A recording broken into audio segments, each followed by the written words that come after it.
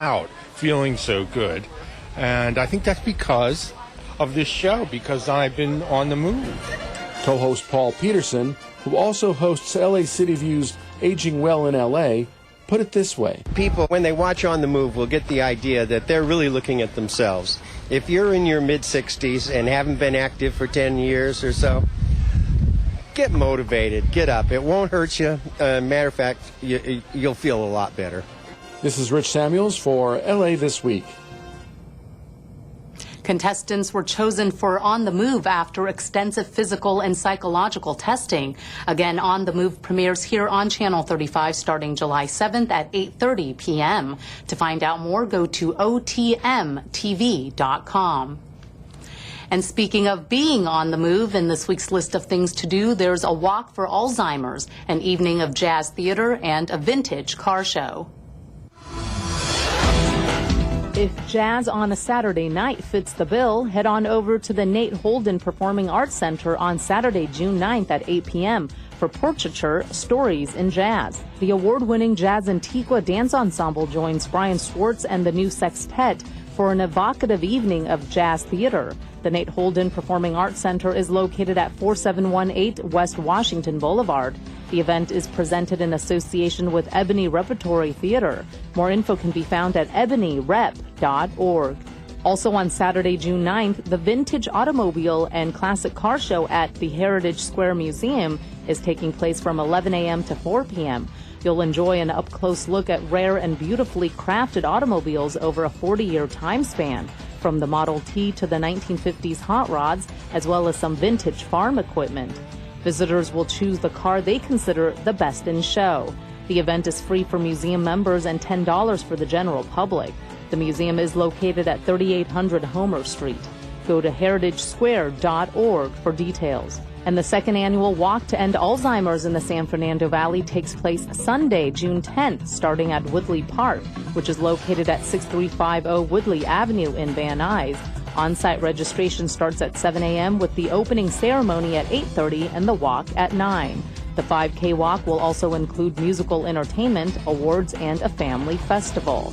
To register, start a team, donate, sponsor, or volunteer. Contact the Alzheimer's Association at alz.org/SoCal. And remember, you can find this information on our Facebook page. And that's a look at some upcoming things to do. And that's going to do it for this edition. Thanks for joining us. I'm Ellen Chang.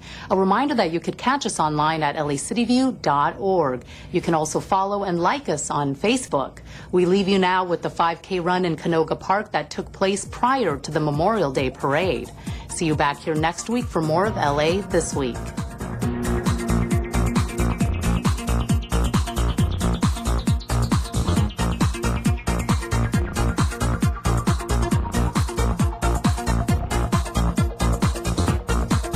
Saving energy is simple. It even saves you money. Replace incandescent light bulbs with compact fluorescent bulbs.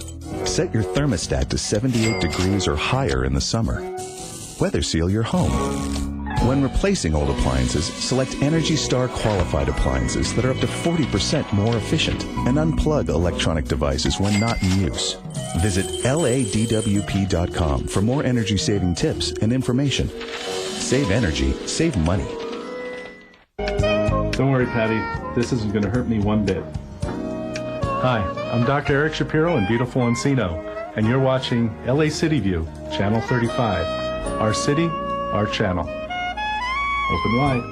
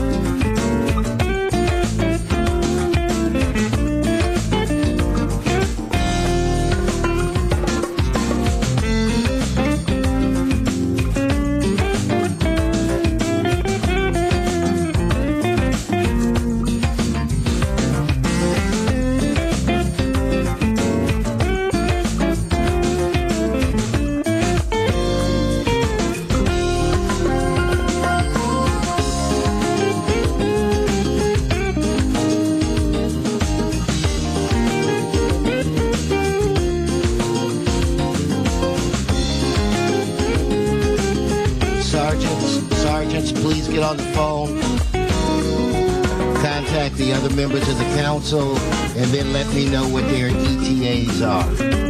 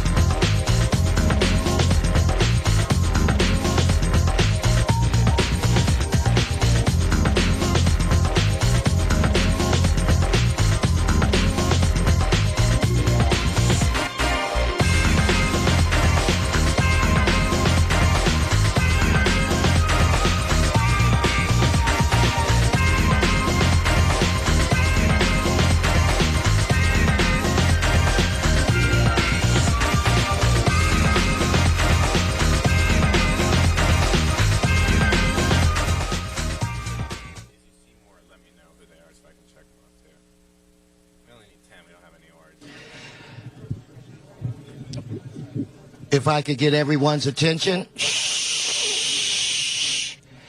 Anyway, good morning. Today is Friday, June 8th. I want to welcome you to your Los Angeles City Council meeting. We do not have a quorum at this time, but as is our practice on Fridays, we do presentations. So I'm going to ask Mr. Zine if he would begin today's program with his presentation.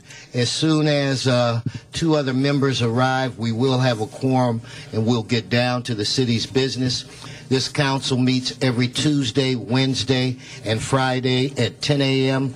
The public is welcome. Come watch us work, or come if you want to give public comment. Anyway, with that said, I'd like to turn it over to Mr. Dennis Zine. Thank you, Council. Thank you, Council President Herb Wesson, who received great accolades for your leadership. Thank you. I think this is your first time in the Valley as presiding president? Second. Second? Second time, all right. Well, today is a unique day in the West Hills community, and if my distinguished colleague, Mitch Englander, will come join me up here. It's the passing of the baton. I've been a longtime resident of West Hills, and it's been truly an honor to represent the great community of West Hills, which was formerly named Canoga Park, and many years ago they changed the title, and after that, a number of community names changed. West Hills became a community in the southwest San Fernando Valley, and in 1997 I was elected to the Charter Reform Commission, and that was my first entry into local politics. 2001 I was elected to the LA City Council, representing the 3rd District, which include West Hills residents where I reside. An area that I'm sad to say I'm leaving, and not leaving because I want to leave, but because of redistricting, and because I believe in neighborhood councils and keeping communities whole. West Hills is now going to be transferred into the 12th District, led by my colleague, Council Member Mitch Englander. So the West Hills community... Cue them up. Why don't you just pay attention and don't interfere yet? You'll get your term in a few minutes. This isn't the VICA award last night. So one of the things I'm most proud of is the fight we had in the West Hills area. Remember the Amundsen Ranch project, 3,045 homes, a big shopping center, and the 101 freeway, which is already a massive congestion, would have been further reduced to a parking lot. And we led a fight on that development, and thank goodness Governor Gray Davis, on his final days in office, signed to turn that over to parkland forever. So the Amundsen Ranch is a park, and it's a park forever. We'll never have to worry about a development there. And that's the area where I said I would lay down in front of the bulldozers to prevent that development from taking place. And fortunately, I didn't have to do that, but we worked with the community. We preserved that, and it's a park forever.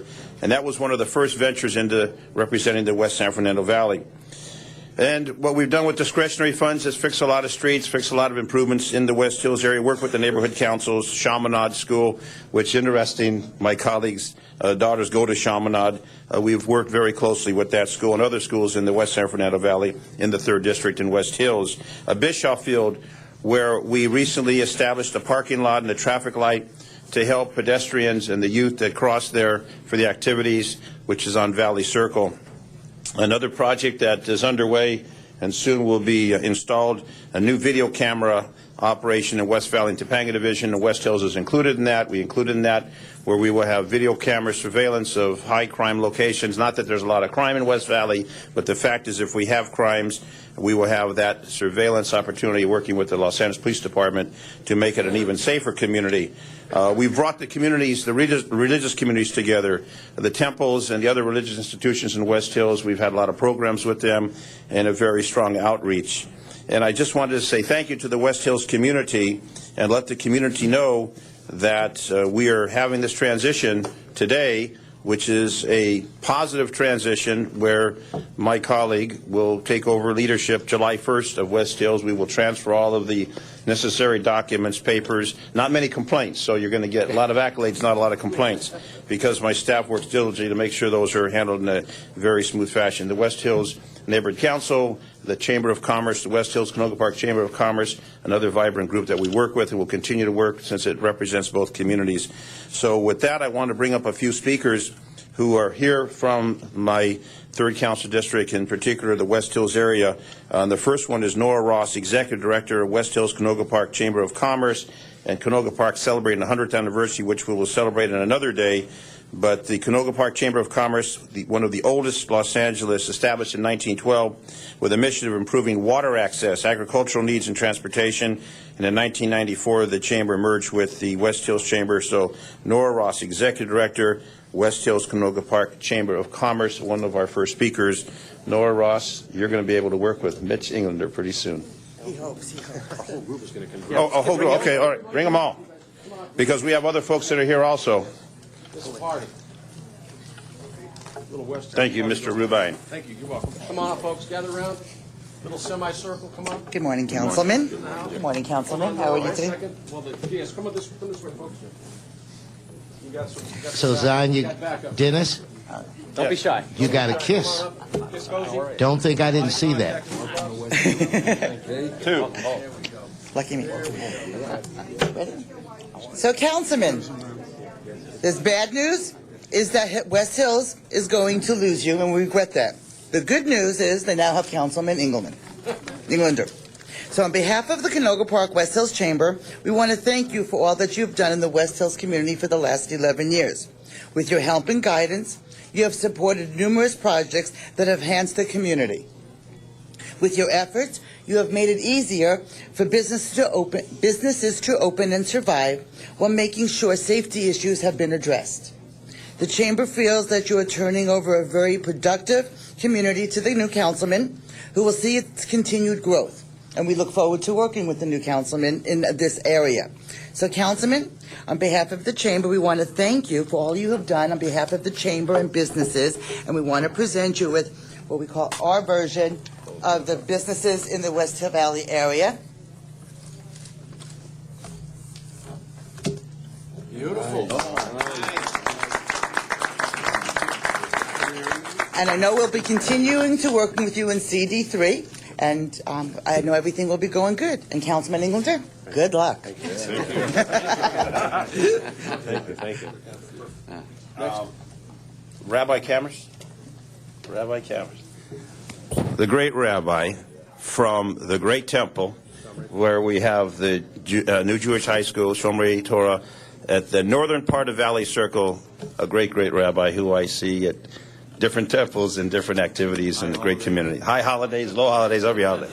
Rabbi Cameras. So, Councilman Zine, thank you very much for the incredible work that you have done over the last many years for our community.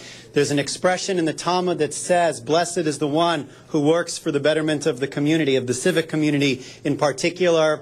And I, representing not just my synagogue, but New Community Jewish High School and the Jewish community in the area, indeed can say that you have been a blessed individual who have worked so diligently for the betterment of our community. In fact, I would say, Dennis, and I don't mean this with any respect to my own congregants, that I believe you've been in synagogue more than many of them over the past years. You don't just make it to one high holiday service. I believe that you probably hit 6 or 7 a day for the 3 days of Rosh Hashanah and Yom Kippur. You can probably lead the services better than most, if not better than I, and that's because you, as a Lebanese Christian, have made it made a commitment to making sure that you reach out to every segment of the larger Los Angeles community. It has been well noted. You are indeed a friend. We will miss you very much. We are excited to be able to welcome Councilman Englander into our community and look forward to many years of a wonderful relationship as well. And we salute you and thank you and know that you will go chazak ve'amatz, from strength to strength in your new district. Thank you.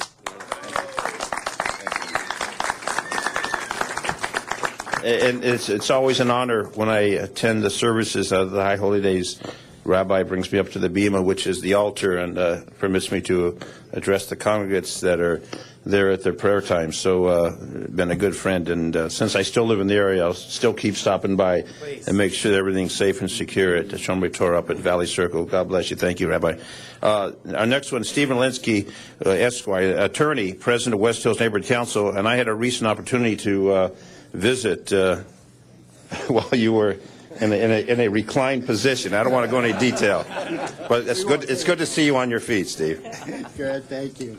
It's a hard act to follow here. Well, it's a difficult thing, to see you leave, but you're going to always be a part of West Hills. And you've supported us with funding. You've supported us with assistance in projects. I remember the time you even offered to run for an office.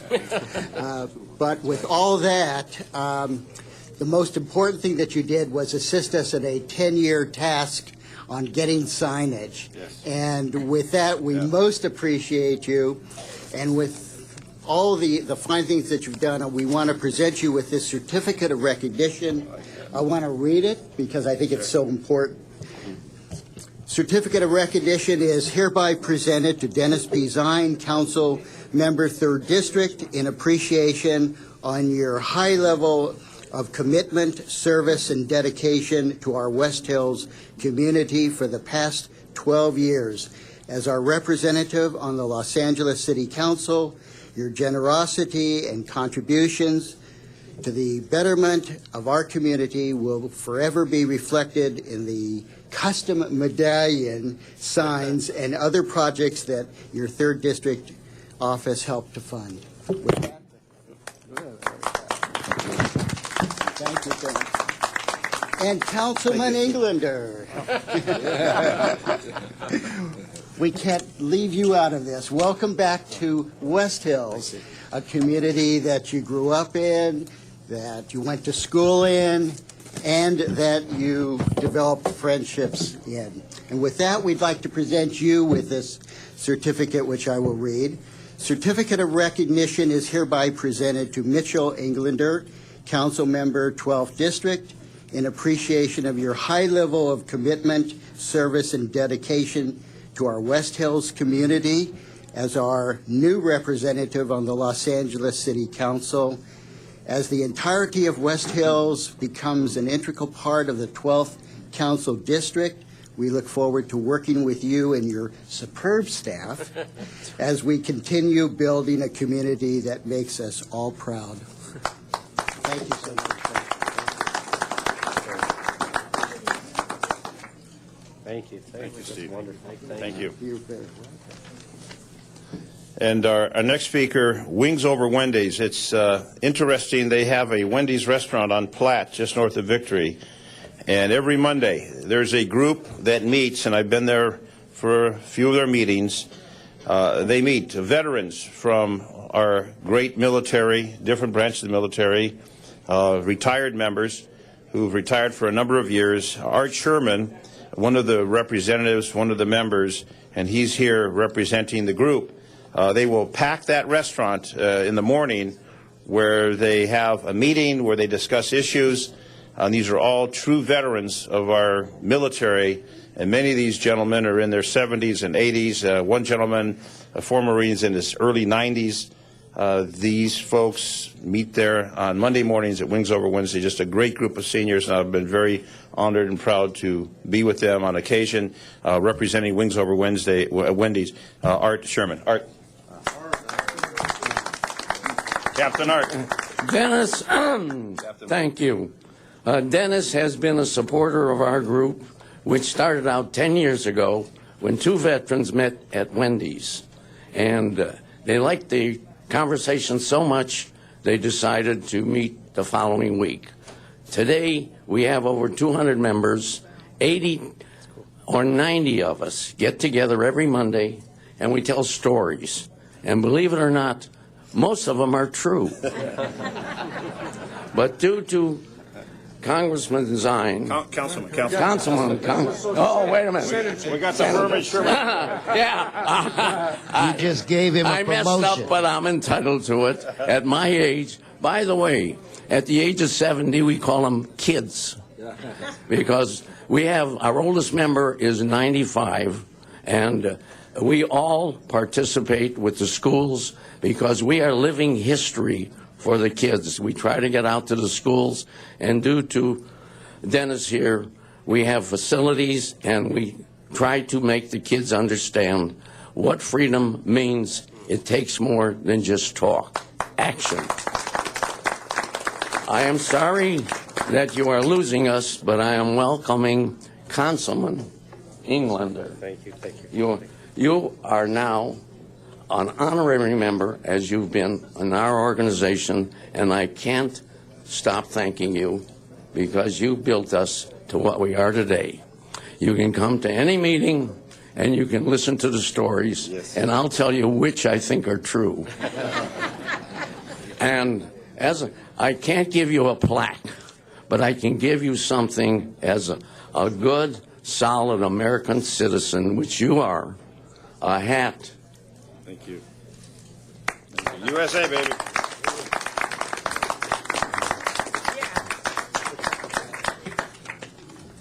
Thank you, Art. All right, thank you. Good job. Councilman, they all have pins on there in front of Wings Over Wendy's. Wings Over Wendy's pins. Wings Over Wendy's pins. Yes, Wings Over Wendy's pins. All of my colleagues, thank you. We have pins. Wings Over Wendy's. Art, thank you very much for that.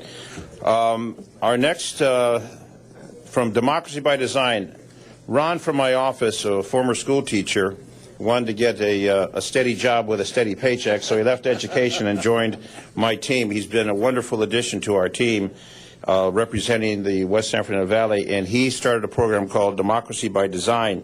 And Democracy by Design is an educational component where we take students from our community, similar to what Mr. Alarcon did, the young senators, where we bring them in the fold. They've had tours of City Hall. We have meetings with them. We get them involved in the process of government and help them with their education. It's been a very, very successful program. Myra is a representative of Democracy by Design, and she's here for a few words. Myra? Good morning. My name is Myra Sendes, and I am a proud member of the Democracy by Design program. I have been in many programs throughout my high school career, and the Democracy by Design program is definitely the most educational. With seminars about leadership, tolerance, public policy, among many others, I can definitely say that this program has expanded the members' horizons and has increased our knowledge about municipal government. On behalf of the Democracy by Design members and West Hills, I would like to extend my sincere gratitude for all your efforts.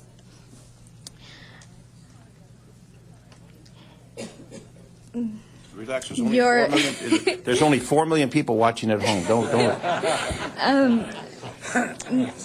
It's okay. The District 3 students have definitely benefited from your programs as the West Hills community. And even though the West Hills community will no longer be under your jurisdiction, your efforts and the many opportunities that you have provided your students will not end today. For your benefactions transcend boundaries. We would like to acknowledge your continuous efforts with this collage, which details memorable events of your 11 years with the West Hills community. Thank you, Councilman Dennison.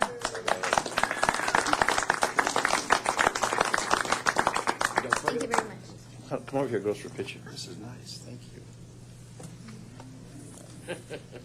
That's nice. We have a West Hills site. Finally is. Thank you. Good job. Thank you. Thank you. Ed Crow. Ed Crow is a man about town. You know, they had Superman, Clark Kent from the Daily Planet, and what we have in the West Hills area is Ed Crow, who runs around town with his little camera, taking pictures and writing articles for the news, and he puts out a publication. I always tell him, I said, Ed, I want it front page, top fold. Front page, top fold. So Ed's been a good friend. He covers the West San Fernando Valley. He is our local reporter who does great. Ed Crow. Thank you. Thank you. I'm honored to be here as the publisher of the community-based West Valley News for the past 9 years.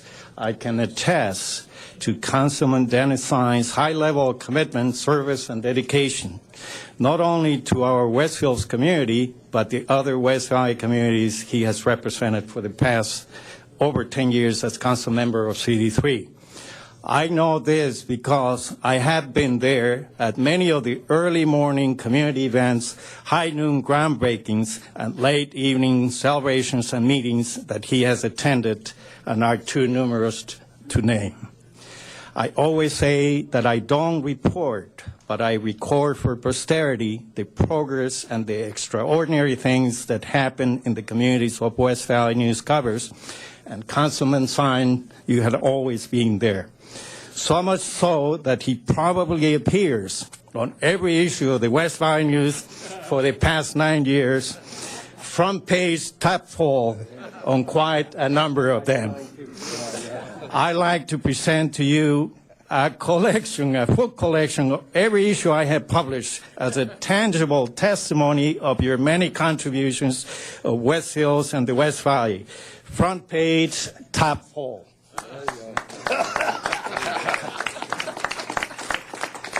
And on behalf of the community of West Hills, all the members of the West Hills Neighborhood Council, and myself as the designer who produced the final artwork for the custom medallion West Hills signs, we'd like to present to you a replica of the sign. Oh, I love it. Thank you for everything you have done. You will always be front page top hole to our community. And welcome, Mitch. You're terrific. You're already doing great work. Ed, thank you. Let me tell you about this sign. West Hills used to. West Hills had the city seal with the sign, and the individual who started the project passed away, and it's gone through a number of individuals. And finally, we were able to have these hung on the boundaries of the West Hills area. Shoup is the easternmost boundary. Valley Circle is the westernmost boundary. But as you travel into the West Valley now, those LA City signs where it said West Hills with the city seal, they've been removed, and we have these signs that have been put in that area. So we worked hard to come up with it. I think, Ed, you were the illustrator, but we had a number of individuals involved in this from the West Hills community. And finally, now when you enter the community of West Hills, you'll see these on the poles. And we even had to go to the Department of Transportation because there was an issue about putting it on one of the poles at Shoup and Victory, and we had the General Manager of Transportation, Jaime de Guevara, who was out there with us, and Jaime said, okay, we'll make this happen. So this was a long time in coming. We'd like to get business done a lot quicker, but we made it happen. I want to thank you for that. And the other representatives here, we have Ron Sobel, who was a former president of the West Hills Neighborhood Council, other folks that are here. I know you're not speaking, but I just wanted to acknowledge all the folks that are here. I know we're running out of time, but to all of you, thank you very, very much. And what we want to do is make it a smooth transition from Council District 3 to Council District 12. I live in, as of July 1st, in Miss Englander's district. I'll be complaining anytime there's a problem. I still do my morning walks, and you're all welcome to join me at 5 o'clock at Victory and Platt. We do the 3.3-mile walk. So it's going to go into this is what you call a good transition from District 3 to District 12 and a very cooperative relationship. My good friend, my colleague, Mitch Englander. I think... Mr. Englander, to close, right? To close, yes. Okay. Yes. But I'll be half the time that Mr. Zine was, if I could. First, I think back there I just committed to the other 4 signs for West Hills, by the way, that I'm going to fund those. So you've got my commitment on that. Let me start off by, before I talk about my commitment to West Hills, let me first, and I know we're all a little choked up about this, Dennis Zine has done such an amazing job in representing West Hills. And I, for one, because I care so much about West Hills, that I couldn't ask for anybody to be a better caretaker. And I know those are some big shoes to fill, but he's done a phenomenal job in caring for the community and the stakeholders and the organizations and the nonprofits and keeping it safe and clean. And I know that if I'm out of step ever, I've got the toughest constituent right here in my entire district to answer to now. But let's hear it for Mr. Dennis P. Zine, the councilman who's done such a phenomenal job. This day, and July 1st, to me is really my entire life coming full circle. I was born and raised in the district, and I was raised there by a single mom. In fact, the house that I grew up in on Heartland Street in Valley Circle, between Platt and Valley Circle, I used to walk down to a new bicycle shop down on Platt that had just opened up when I was a kid called Spoken Wheel. Still there. And it was opened by Marv, Judy, and Jeff. And my first bicycle that was purchased, as I saved my money, was there at that store. And I saw the bike in the window for 1.5 years before I was able to have enough money to buy it. And then I used to ride down the street to Gilbert's 5 and Dime, if you remember Gilbert's. That was in the shopping center, which is now Pavilions. Pavilions didn't exist at the time. And then from there, I drove down to the Fallbrook Mall, which wasn't a mall. It was an outdoor shopping center. And it had an arcade there. And in fact, my mother used to collect silver quarters. And I had no idea that it was a collection and that they were silver. And I made the mistake once of taking them all to the arcade. I got in a lot of trouble that day for doing that. But I've had some great memories there, and I grew up there. I went to Justice Street Elementary, went to Haines Street School, I went to El Camino, Hale Junior High. I wasn't a middle school at the time, but some great memories, and that was my life. And now to have the actual home in my district that I grew up in, and what that means to me, that, you know, unfortunately my mother wasn't alive to experience not only ever hold a grandchild, but to see me run for office or hold office, but now to have the home that she provided for, to me is just incredible, and has a lot of meaning to me. And so West Hills is near and dear to my heart. I've known so many of you for so many years. Ron Sobel, who's here from the West Hills Neighborhood Council, his son, who's a famous drummer, Glenn Sobel, who plays all over the world now for Alice Cooper and Ozzy Osbourne and all kinds of folks all over the world. I grew up with him. We both started playing drums together at 6 years old. We started playing together. He went on to be successful in life, and I became a politician. But I'm very honored and blessed to have this opportunity, and once again want to thank Councilman Dennis Zine for all the great work that he's done for West Hills. God bless you. God bless. Thank you. Thank you. Mr. President, that's it. Again, to the great West Hills folks that are here, thank you for coming down. We wanted to do this in Van Nuys so they wouldn't have to trek all the way to City Hall downtown, and I'm glad we're here in the Valley doing it. Irma Pomposo, my district director, is here joining us also. Thank you, Irma. So to all of us, thank you. Thank you for the West Hills people. Thank you. And Mr. President, back to you at the anchor desk. Thank you. After the 28-minute Zine infomercial. Okay, with that said, Mr. Clerk, I believe we have a quorum. Could you please call the roll? Alarcon, Buscaino, Cardenas, Englander, Garcetti, Weezer, Koretz, Krikorian, Labange, Parks, Perry, Reyes, Rosendahl, Zine, Wesson. 11 members present and a quorum, Mr. President. First order of business. Approval of the minutes. Mr. Reyes moves, Krikorian second. Next. Commendatory resolutions for approval. Mr. Weezer moves, Garcetti second. And so that should bring us to going through the agenda. Correct, sir. Item 1 is an item notice for public hearing. It's a PCN in Council District 10. A motion is required. Okay, it's going to be continued. Very good, sir. Do you have a date for that? A date certain? It can be next Tuesday. Next Tuesday. Very good, sir. That would be June 12. Okay, and it's also my understanding that a request was made from Mr. Cardenas' office to continue item 5 to Tuesday as well. So without objection. Very good. Item 5 and item 1 continue to Tuesday, June 12. Okay, if we could go to items 2 and 3 now. 2 and 3 are items for which public hearings have been held. There is a request from the department to send item 2 forthwith. Okay, well, let's vote on it. Any specials, members? Seeing no specials, Madam Clerk, would you please open the roll, close the roll, tabulate the vote. 11 ayes. Okay, item 2 forthwith. Okay, that brings us where, Mr. Clerk?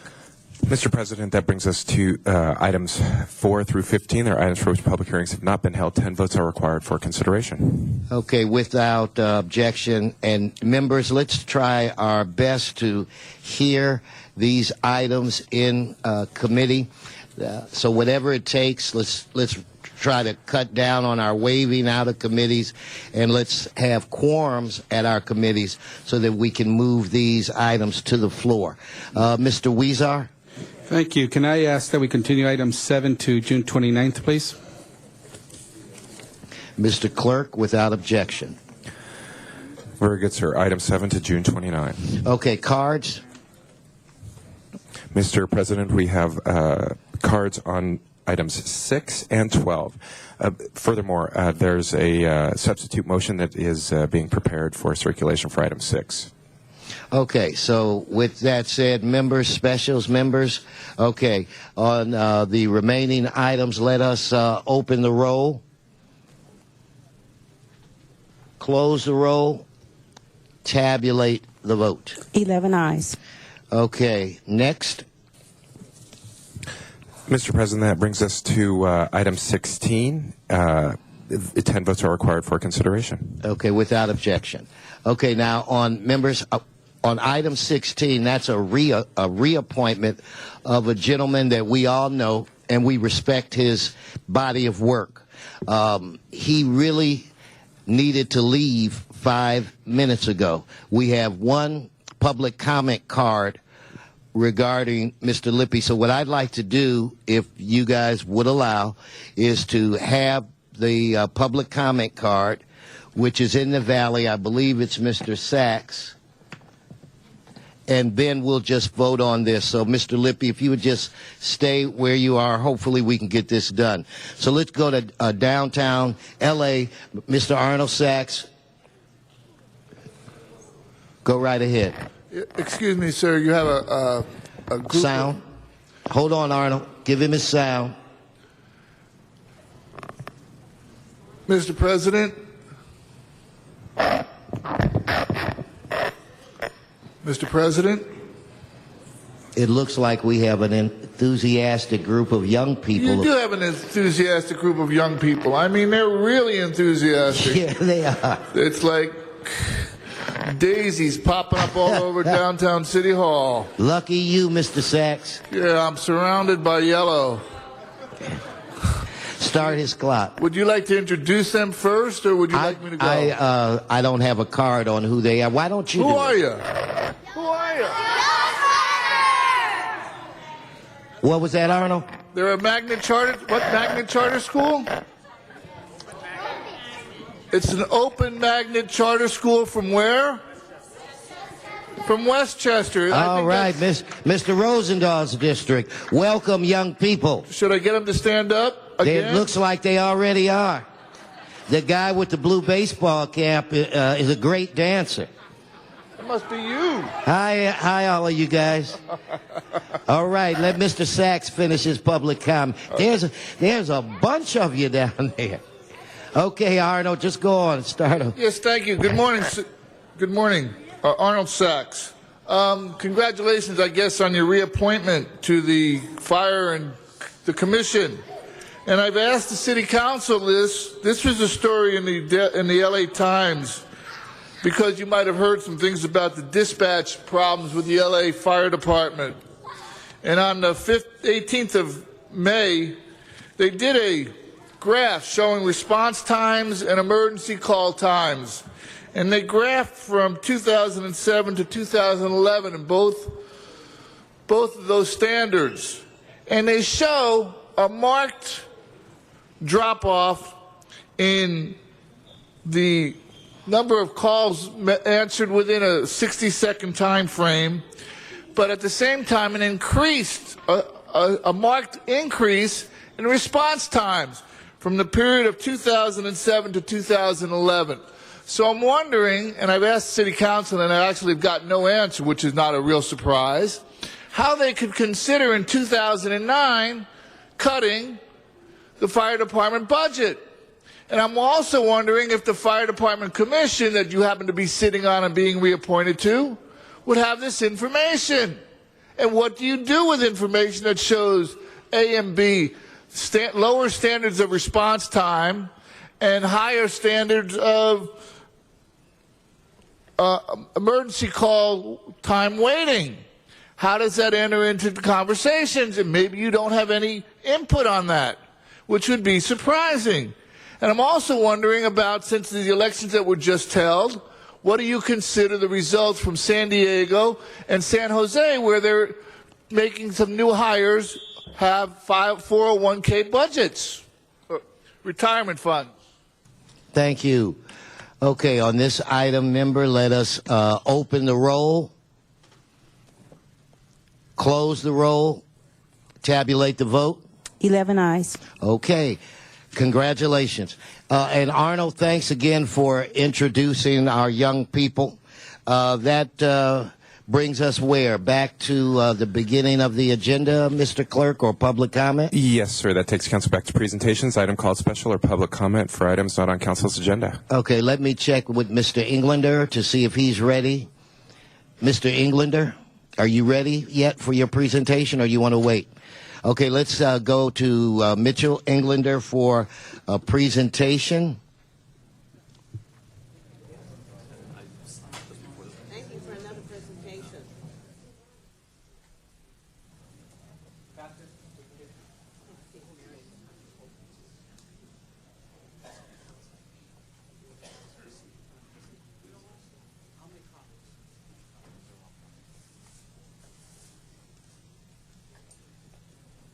Have you all around here. I'm going to have you up front here. The pastor.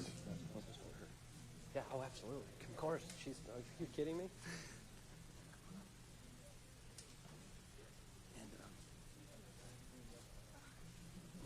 Councilmember, my last name, the GH makes an F sound, so pronounce it with an F.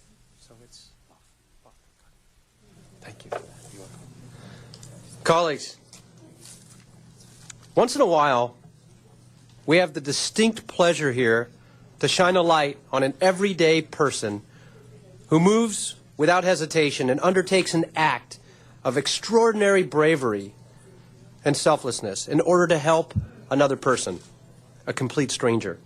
Today, that person is Brennan Boffman, a Time Warner cable employee, the cable guy. On April 25th, while working in Porter Ranch installing high-speed cable and phone service, Brennan heard screams from a nearby home. He dropped what he was doing and ran to the scene to help. No questions asked. He found Pastor John Yoon to my left, a 63-year-old resident of Porter Ranch, pinned under his car. The car was slowly rolling down the slope of the driveway, crushing him. The car had already rolled over Pastor Yoon's lower body. It was inching towards his chest. Pastor Yoon had blood across his entire face and body. As the car continued to roll, Brennan, a 22-year resident of Simi Valley, tried to push the car back single-handedly, but the slope was too steep. So he moved swiftly and jumped into the driver's seat and put the car in park. Brennan then freed Pastor Yoon and called 911. While waiting for the ambulance to arrive, he held his hand and continued to talk to Pastor Yoon to try to keep him alert and calm. He used a towel he had in his hand to put pressure on a deep gash in Pastor Yoon's leg to stop the bleeding. The ambulance arrived and Pastor Yoon was taken to the hospital where he was treated for a collapsed lung, multiple rib fractures, and deep, deep lacerations on his leg and hands. His family never even knew who had saved his life. It was clear that he was seconds from death. They found out who Brennan was when he left his installation job and went to the hospital to check on Pastor Yoon.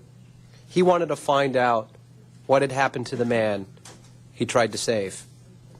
Thanks to this brave act of selfless action of a regular citizen who moved without hesitation to help a complete stranger, Pastor Yoon's wife, Sarah, of 37 years, who's here, his children, they all have a husband and a father standing before us. On behalf of the entire city of Los Angeles, I welcome our new local hero and Pastor Yoon to continue living and thriving a great life with his family and his children, and say, God bless you. You are truly, truly an American hero. Thank you. Thank you. Brennan, you are a hero. Come on, good people. We can do better than that.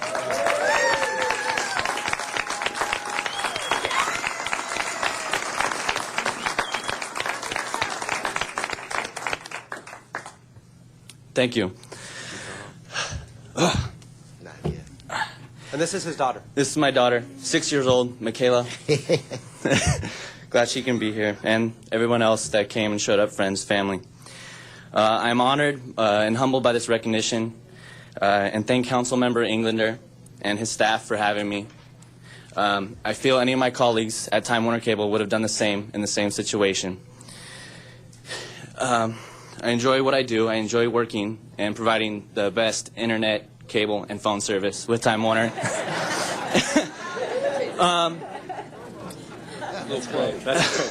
Yeah, it's a little small one. A raise is in store, Brennan. I would hope so. And I just happened to be at the right place at the right time to find Mr. Yoon. And I just wanted to thank you all for this honor, and I really appreciate it. Thank you. No, thank you, sir. Thank you. Mr. Buscaino. Thank you, Mr. President. I want to stand and thank Brendan for his heroic acts. And Pastor Yoon, you know, my parents taught me good things happen, or they told me, good things happen when you pray. And for your commitment to the church was real, and your love for the community and what you've done for your community is obviously it's paid off, literally. And Brandon, you, as a police officer, we turn to folks like you, and we're not everywhere. As much as the police and fire want to be at every street corner 24/7, we just can't. And your heroic acts really are just amazing, amazing effort. And what shows most importantly about your character is that you went to the hospital to follow up on them. You could have easily proceeded with your installation and moved on, but it just goes to show a true testament of who you are and what a great example you are to your daughter. And we congratulate you for your effort, your heroic efforts, and we thank you and God bless you for really stepping up and helping and saving Pastor Yoon's life. Thank you.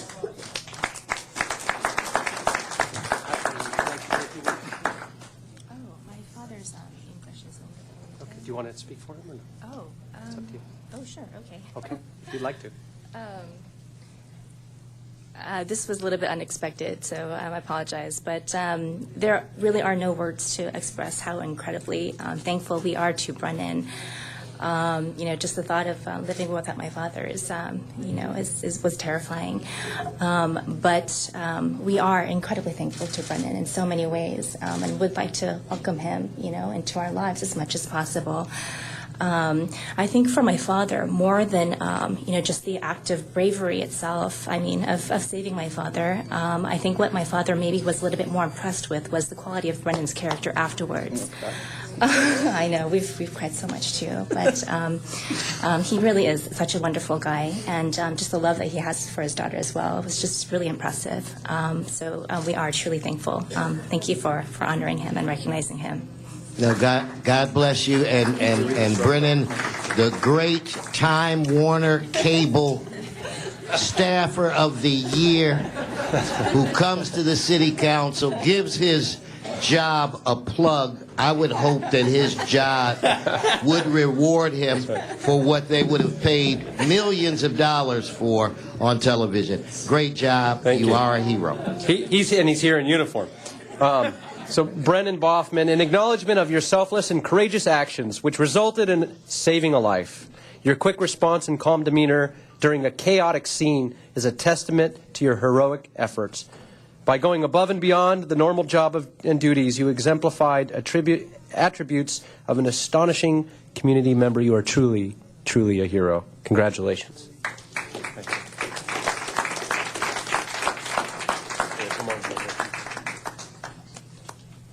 Here, let's put this down here.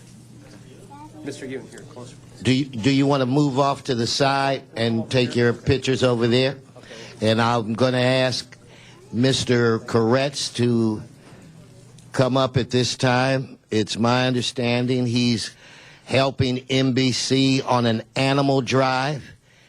And even though Mr. Koretz, for several years, he has worked hard to get cats adopted, I have worked very hard to get dogs adopted. And he's going to step into my shoes now, and I just want to remind everybody that's here in the audience and watching us on television, where it relates to our doggies, we have a 100% adoption rate. So, Koretz, lot of pressure. Lot of pressure. I will help you from on high the best I can. Anyway, everybody, Paul Koretz, NBC, Animal Drive. Well, this is not entirely fair going after that last one. That was pretty dramatic. Although we're not saving anybody's human life here, NBC and Subaru are responsible for saving a number of animals' lives. In mid-March, NBC and Subaru teamed up to support LA Animal Services. NBC said it would donate $1 to LA Animal Services each time someone visited the NBC Facebook page and clicked the like button, up to a sum of $10,000. The drive is over because that's already been reached. And Subaru was kind enough to agree to match that $10,000 with another $10,000, and so a total of $20,000 has been reached, and that has already partly been donated. That'll be donated to LA Animal Services. And these organizations rose to the occasion and came up with a brilliant and creative way to get much-needed revenue to our LA Animal Services Department. The City of LA often suffers from overcrowded animal shelters. We're not able to adopt out all the animals, even though many of them are very adoptable. And these generous donations will go to fund much-needed services that will keep many of our animals alive and adopted. And I'd like to thank Terry Hernandez Rosales of NBC4, the Vice President of Communications and Community Affairs, and Steve Carlson, the President and General Manager. So I guess we'll have Terry speak first about this.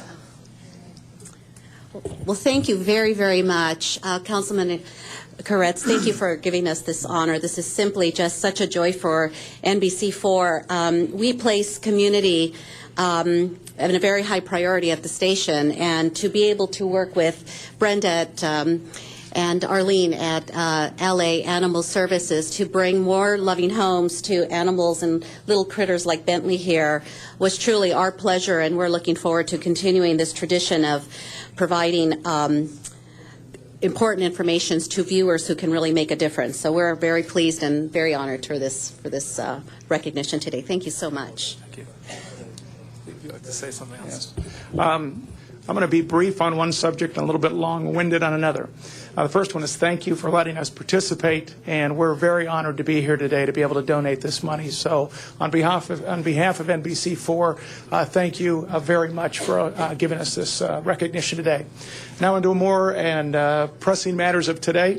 The hockey game, which was not aired on our air on Wednesday night, to my great dismay, will air tomorrow night at 5 o'clock. Thank you. On behalf of NBC4, I would like to just give a little explanation that several years ago when NBC Sports Channel was developed, part of the business model was to air hockey when no one else wanted it. A convergence, if you will, came about when they aired and owned the rights to games 3 and 4. And then our beloved Kings got in, and there ended a collision. I tried in desperation to get that game on our air. In fact, giving up all of our revenue. I've received over thousands of emails, including one from a gentleman who pushed the exclamation point 123 times at the end. I sent him an email back, said we would pay for the surgery of that finger, because he was obviously very upset. But on behalf of NBC, we're grateful for this honor, and go Kings. Okay, Mr. Koretz, let me jump in for a minute. It was frustrating not being able to find the station. And I know you're very genuine in your apology to all of the Kings fans. I think as a gesture, you should team up with Subaru again and put an additional $10,000 doing the same thing. You put in 10, Subaru matches it, the City of LA Animal Services get $20,000 additional dollars.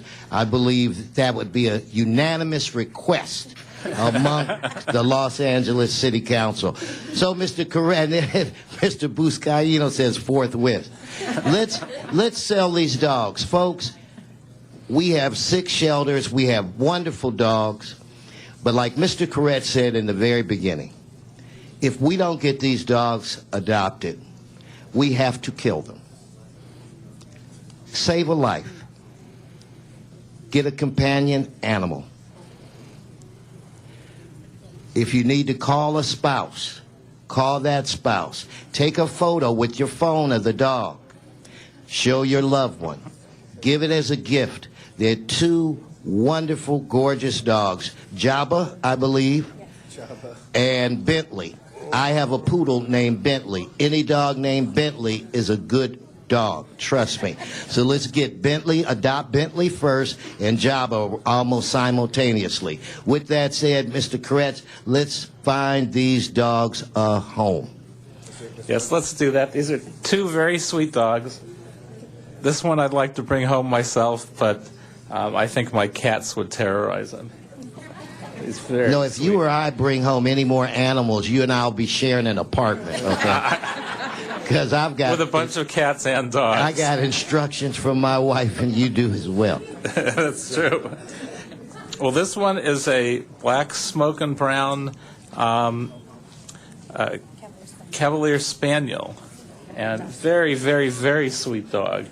And this one is named Bentley.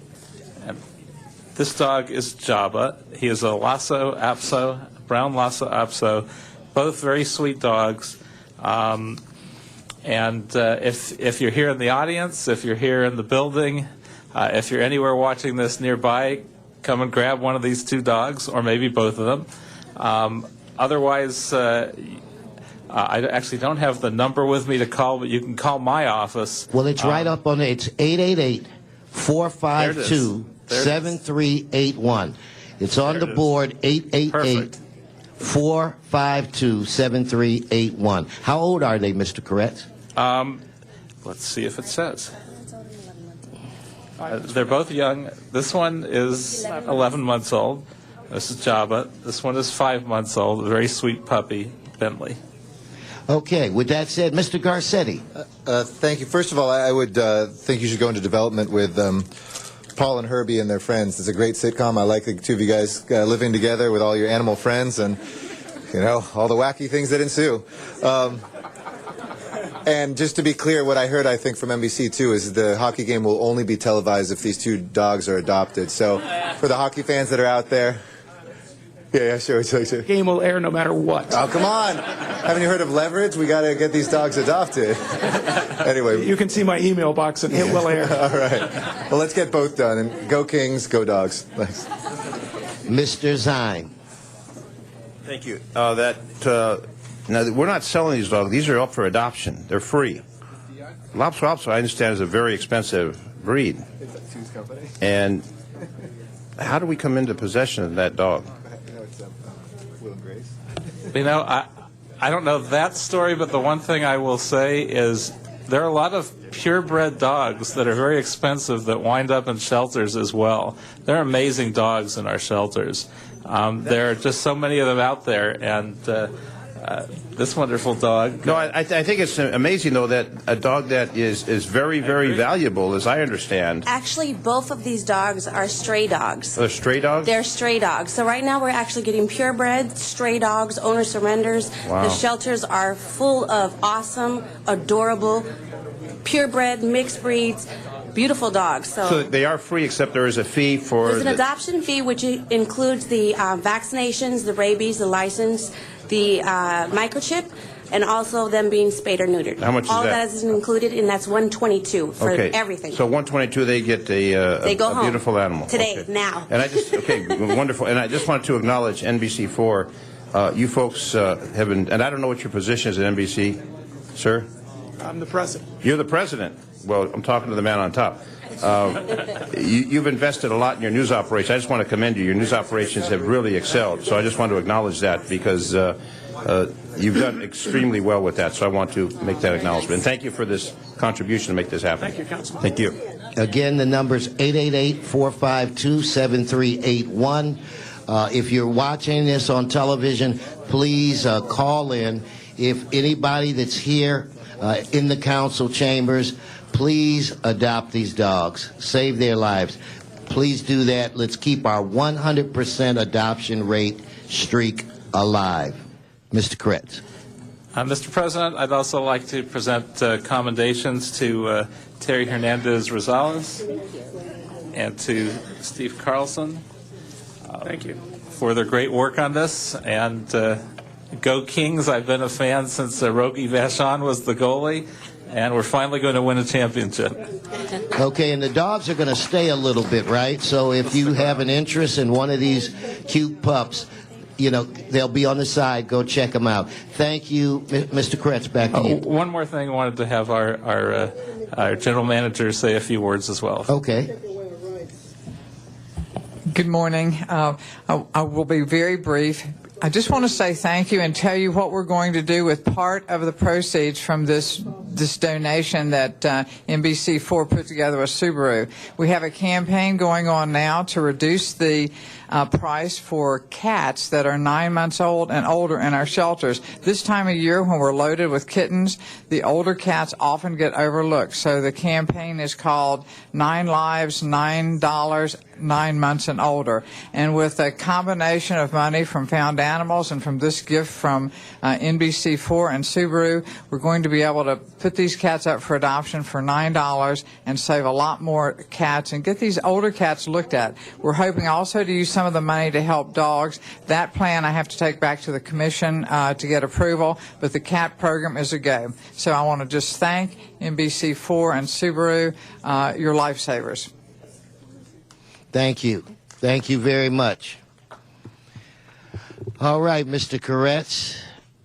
Let's begin, Mr. Clerk, at this time, let's begin public comment. I know I'm going to butcher some of these names, so please forgive me. I apologize in advance. If I could get Donna, I think it's Garcetti, Hal, Steinberg, and Hilda Menjivar. If you'd please come forward, I'd like to see you in a line of 3. So if I could see Donna, followed by Hal Steinberg, followed by Hilda. And I also have on deck is Sydney. Last name begins with a G. Donna Garcetti. Wait a minute. Mr. Garcetti, you see this here? Miss Pearman, you threw me off. Anyway. Right. Yeah, okay. Welcome anyway. the new Miss Garcetti. Yeah, okay. Only kidding about writing down Donna Garcetti, but what I'm not kidding about is that it's wrong what you're doing to take away the video conferencing from Van Nuys. That really people let know what you think of the Valley. I mean, but you still continue doing the video conferencing for downtown. So if you can certainly do that, I don't see, you really have got to come up with another way to save money, and another way rather than taking our video conferencing. There's a lot of areas where they could be savings to the city council rather than shutting us off from over here the Valley. That you're telling a message to the whole San Fernando Valley. I hope that everybody's listening. If you guys are so concerned about West Hills and who that belongs to, you should be concerned about the whole valley. And this is the area where you can go down to do the video conferencing. Zine voted against it. And I can't believe the people in the valley that voted against, voted to close down the people in the valley. Dana Zine voted against didn't want the valley. The only one that was brave enough was Alarcon in the valley and Eric Garcetti over here and Parks and our new guy over there in San Pedro, which I can't pronounce. Basquiano. I like to thank them, and I hope that people remember and vote for Alarcon when it comes over there in November, because he's a man of integrity, and so is Eric Garcetti, which I hope he becomes mayor. We have got should not be a done deal. You have got to save the valley. Look at you people over here. This is what you got here. And if you people who want to become mayor, You remember the valley's over there. I don't know how much time I have over here, but save the valley. Is my time over? Yeah, Ms. Garcetti, your time is over. Donna, that was a good one. I have to admit that. You know that I love you and Marianne, but that was your best one in the years that I've been on this council. Hal, please come forward, followed by Hilda, followed by Sydney. Yes, sir, go right ahead. Hi. So my name is Hal Steinberg, and I'm with Clergy and Laity United for Economic Justice, CLULA, and Mr. Kretz, it's too bad he's not here. We actually honored him with our Giants of Justice Award just recently. But on May 1st, 2012, about 250 LAX cabin cleaners, cargo, ramp, bag, and passenger service workers went out on strike to protest unfair labor practices by the contractors who employ them. I'm here because I'm moved by the young people, workers, and people of faith that are hitting the streets in this country because they're fed up. I'm here because I support workers who have said to the 1%, we will no longer give up our bodies, our lives, and our communities so that you can live rich and we can die poor. These workers have a right to engage in peaceful protests. Bravo. So far, one of these workers, and one is too many, was dismissed, and 250 face the outsourcing of their jobs, and they have been informed that the new company may not follow the Service Worker Retention Ordinance. When LA World Airports signed on to the Community Benefits Agreement, they agreed that all contractors would honor the Worker Retention Ordinance. LAWA needs to tell LAX contractors that the Worker Retention Ordinance applies to them as well. Thank you. Bravo! Okay, next speaker. Buenos días, señores del concilio. Good morning, council members. Mi nombre es Hilda Mengíbar. Soy madre de 3 hijos. My name is Hilda Menjiver, and I am a mother of 3 children. Daniel de 13 años, Christine 20 y Katy de 25 Daniel, años. 13, Christine, 20, and Danny is 25 years old. Llevo 27 años de casada. I've been married for 27 years. Estoy aquí ante ustedes por mis hijos y de parte de mis compañeros de trabajo que son madres, padres y abuelos que trabajan en Menzies. I am here because of my children and my co-workers that are mothers and fathers and grandparents that work at Menzies. Todos estos trabajadores estamos a punto de perder nuestro trabajo por luchar por nuestras familias. All of us, we are very close of losing our jobs because we are fighting for our families. Este 1 de mayo, más de 200 cabin cleaners de la compañía de Menzies salimos en huelga para mejorar condiciones de trabajo. May 1st, more than 200 cabin cleaners, we went on a strike in order to improve our jobs, the conditions of work. A fines de mayo, Menzies anunció que ellos ya no iban a limpiar aviones. At the end of May, Menzies announced that they were not going to clean planes. Y Spirit se iba a encargar de eso. And they mentioned that Spirit was going to be in charge of that. A todos nos dijeron que nos iban a contratar, pero solo la mitad ha recibido llamadas. They told us that we were going to all be hired, but only half of us have been called. A mí, como a mis compañeros de trabajo, se nos prometió empleo, pero eso no es el caso. They promised me and my co-workers a job, but that's not the case.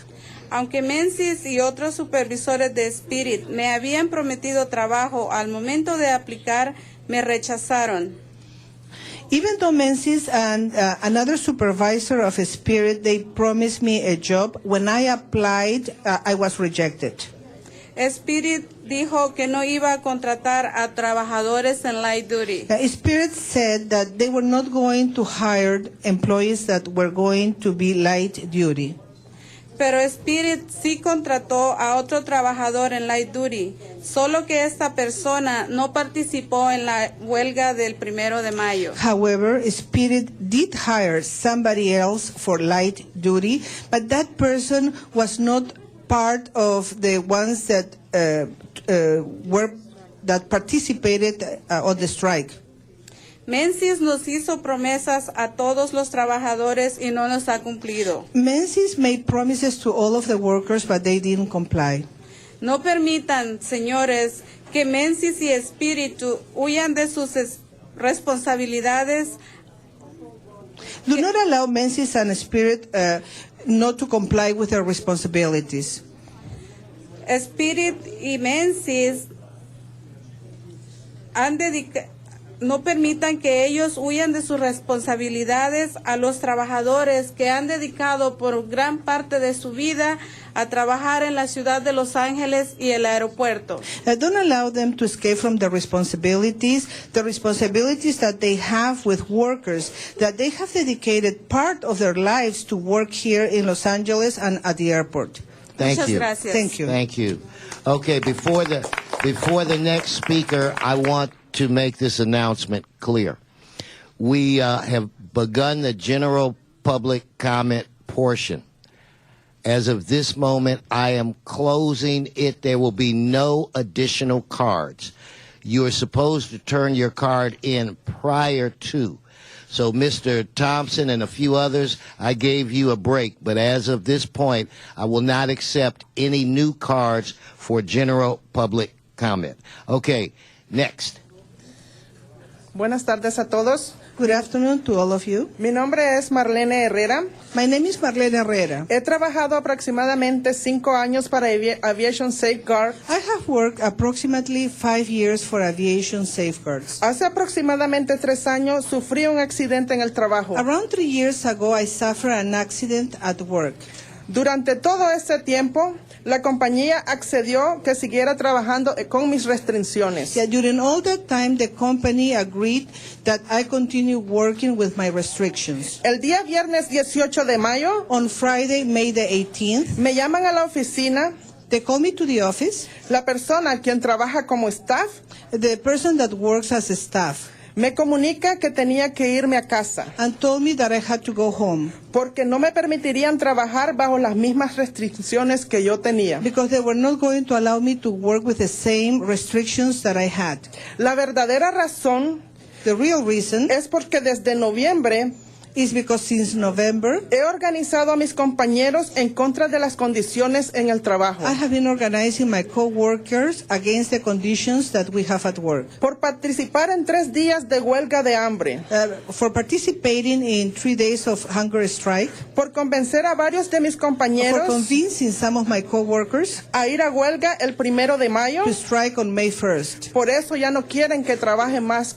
That is why they don't want me to work there anymore. Queremos pedirles, por favor, we want to ask you que hagan lo posible por proteger a los trabajadores. To please make the best possible to protect the workers. Que por proteger a nuestras familias, because of protecting our families, nos han dejado indefensos a todos. They left us indefenseless to all of us. Necesitamos su protección. We need your protection. Gracias. Thank you.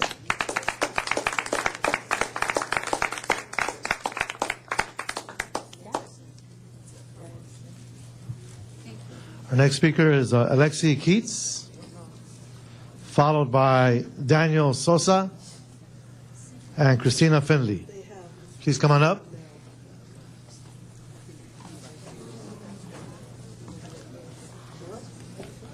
Good morning. Good morning. Please go ahead. Hi, my name is Sydney Gersvik. I'm a resident of LA. I just wanted to say that I don't think it's in the community's safety to benefit from any type of medical marijuana dispensary ban. I think that regardless of how soft the ban is, it won't benefit the community positively because it forces the community to become more dangerous because it expands the black market of marijuana. And the elderly patients that we do have in the community will rely more heavily on their pharmaceutical drug use. And there are far more pharmaceutical DUIs than marijuana. Like, there's more pharmaceutical drug deaths versus marijuana deaths. So there's going to be a lot more crashes because people are relying more on their pharmaceutical drugs than the marijuana because it won't be available to them because of the ban. So I think that if there's any type of ban, it's not going to benefit the community, and it's going to make our community more dangerous because the black market will be expanded. So I don't think that we should have a ban. Thank you. Thank you very much. Next speaker. Just give us your name. My name is Alexi Keats, and I'd like to say good morning to the council members. I know you've been here for quite a while now, especially after the public safety hearing. I'd also like to thank and congratulate Councilman Englander on his new appointment today. On these occasions of succession, I'm reminded of the warning put forth by the historian Arnold J. Toynbee in his great work, A Study of History. He states that civilizations break down not due to the loss of control over the natural environment or the human environment or attacks from outside. Rather, ironically, societies that develop great expertise in problem solving become incapable of solving new problems by overdeveloping their structures for solving old ones. I urge the Council to consider this in moving forward with today's various agendas. Be aware of the changing tides. Do not repeat past mistakes and find your city mired in fruitless municipal squabbles. Do not let the duties of the day blind you to your duties of the people. Do not burden your minds with fearful predisposition or political ambition so that you might best help the population you were appointed to serve. Thank you very much. Thank you, Daniel Sosa and Kristen Finley. Are you here? Please come in at the microphone. Hi, my name is Daniel Sosa. I would like to address a couple things. First of all, I noticed that somebody said that it wasn't collectives or dispensaries were somehow not intended with the law that was passed 16 years ago in 1996. I disagree with that contention. I think they were completely intended, and I think the people knew exactly what they were doing when 16 years ago, 56% of California residents voted for Proposition 215. 16 years ago. Also, somebody said earlier that they're having trouble distinguishing the difference between people who are really sick and people who aren't. Well, that is actually up to a doctor. Not up to you guys to decide, not up to anybody else to decide. A licensed physician decides who is sick or not. And you can't always tell who is sick just by looking at them. You can't. I think that you guys are grossly misjudging your constituency. There are so many people who are medical marijuana patients. 1 out of 10 or 1 out of 12 adults are medical marijuana patients in this city. And guess how many more use cannabis regularly? Probably 1 out of 3 in this city use cannabis regularly. You are seriously misjudging your constituency. The city of Los Angeles is pro-cannabis, the city of Los Angeles is pro-medical marijuana, and the city of Los Angeles is pro-medical marijuana collectives and dispensaries. So, I also would like to point out one thing. Did you guys know that any one of us right now can go to City Hall and open and get a license for a collective? Any one of us in this room can go to City Hall and open a dispensary right now? Any one of us. It's free. It's an open market, guys. Still, right now, you guys have completely legislated totally ineffectively. You know, and I mean, please take some responsibility. And let's... Our next speaker is Kristen Finley. Kristen Finley, come on up. After Kristen Finley, Megan Ryan. Hi. My name is Kristen Finley, and I'm a registered voter. I'd like to thank you for your time. I'm concerned today about just the definition of a legitimate patient. I'm a patient. I feel like I'm legitimate. I was diagnosed with severe IBS. I have a hard time gaining weight. If I don't medicate, I will end up in the hospital due to low weight. I refuse to take pharmaceutical drugs because I've done research on it, and I don't feel that they have any sort of benefit to me whatsoever. I feel like there are a lot of patients out there who treat themselves holistically. If they have insomnia, they're not going to go to the pharmacy and buy a sleeping pill. They're going to medicate because they don't want to put harmful chemicals into their system. So I urge council to really reflect on what a legitimate patient is and have it be up to the doctors to decide, because every one of us has a reason to medicate, and every one of us has the choice to medicate holistically, and I don't think it's up to the council to decide whether we get the choice to medicate holistically or not. Thank you. Okay, Megan Ryan, come on up. And then DJ Conte, come on up. Thank you for being here this morning, and thank you for taking the time to listen to all of our comments. I sincerely appreciate your eyes and ears. I'd like to repeat some things that have already been said this morning regarding medical cannabis in Los Angeles. I myself am a medical cannabis patient. I am a graduate of UCLA. I believe in access for all patients. I believe that people should be able to choose their medicine. People should be able to choose medicine that does not make them sick. People should be able to have access to this medicine at collectives that are easily accessible in Los Angeles. If there's, let's make a low estimate and say there's 175,000 patients in Los Angeles. You want 100 collectives to serve that many people? People are not going to be able to get their medicine in a timely fashion. They're not going to be able to get the medicine that they need, and they're not going to be able to get the quality of medicine that they need. As has already been said, the people of California voted for this in 1996. An overwhelming majority of people voted for this. I'd be curious to know how many people in this room right now use cannabis, have used cannabis, and have benefited from its use. I will openly admit that I myself have, and I know there are a number of people in this room who have as well.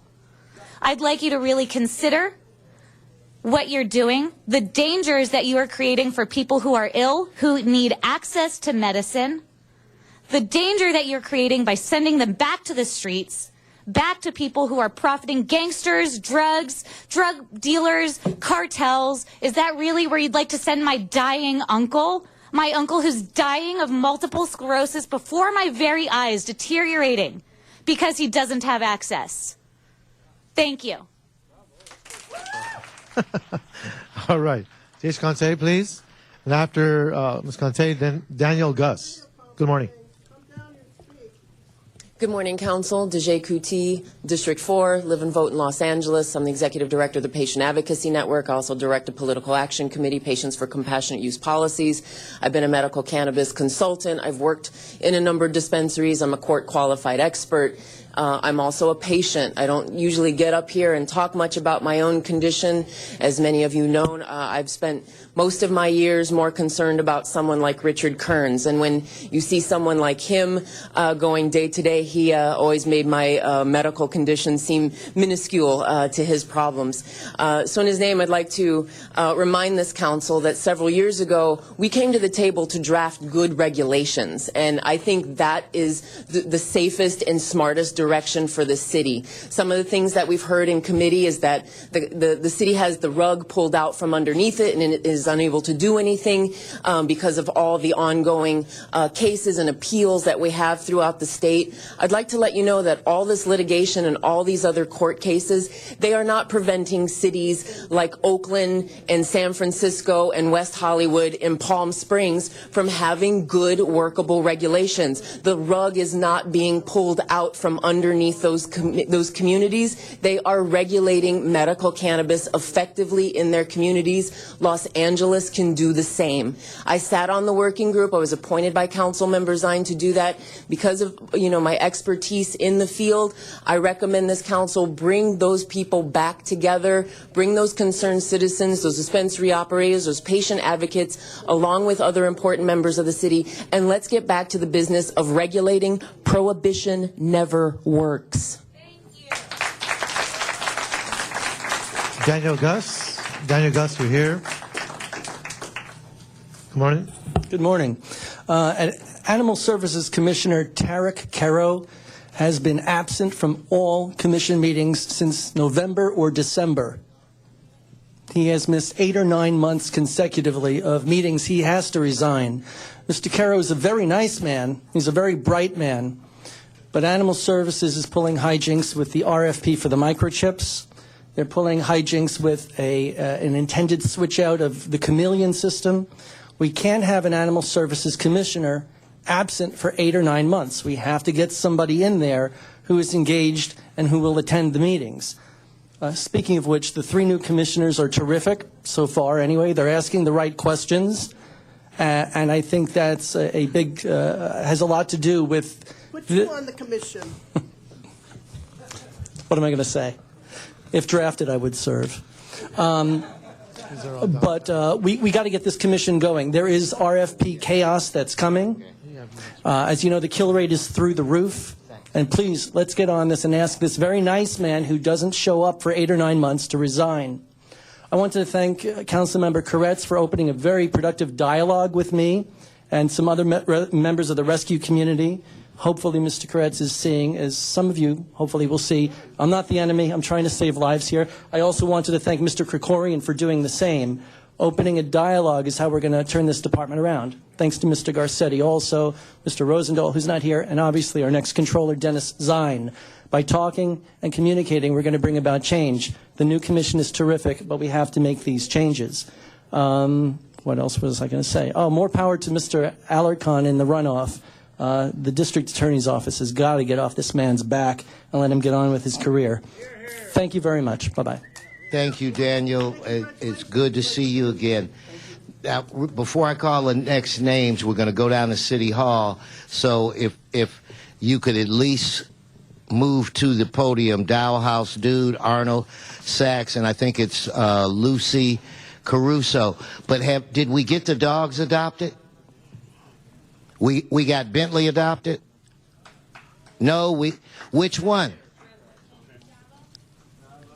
Oh, well, because what happened with Bentley? Okay, so we need to, she's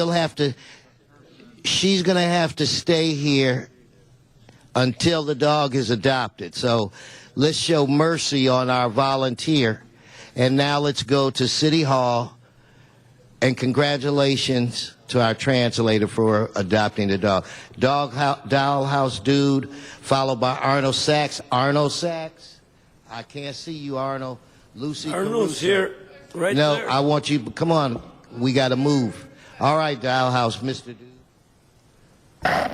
Yes, this is Juan Alcala, Dollhouse Dude, with another ridiculous outfit, just so I can be recognized wherever I go, because I don't want to be just another little idiot Mexican working on the streets or walking on the streets.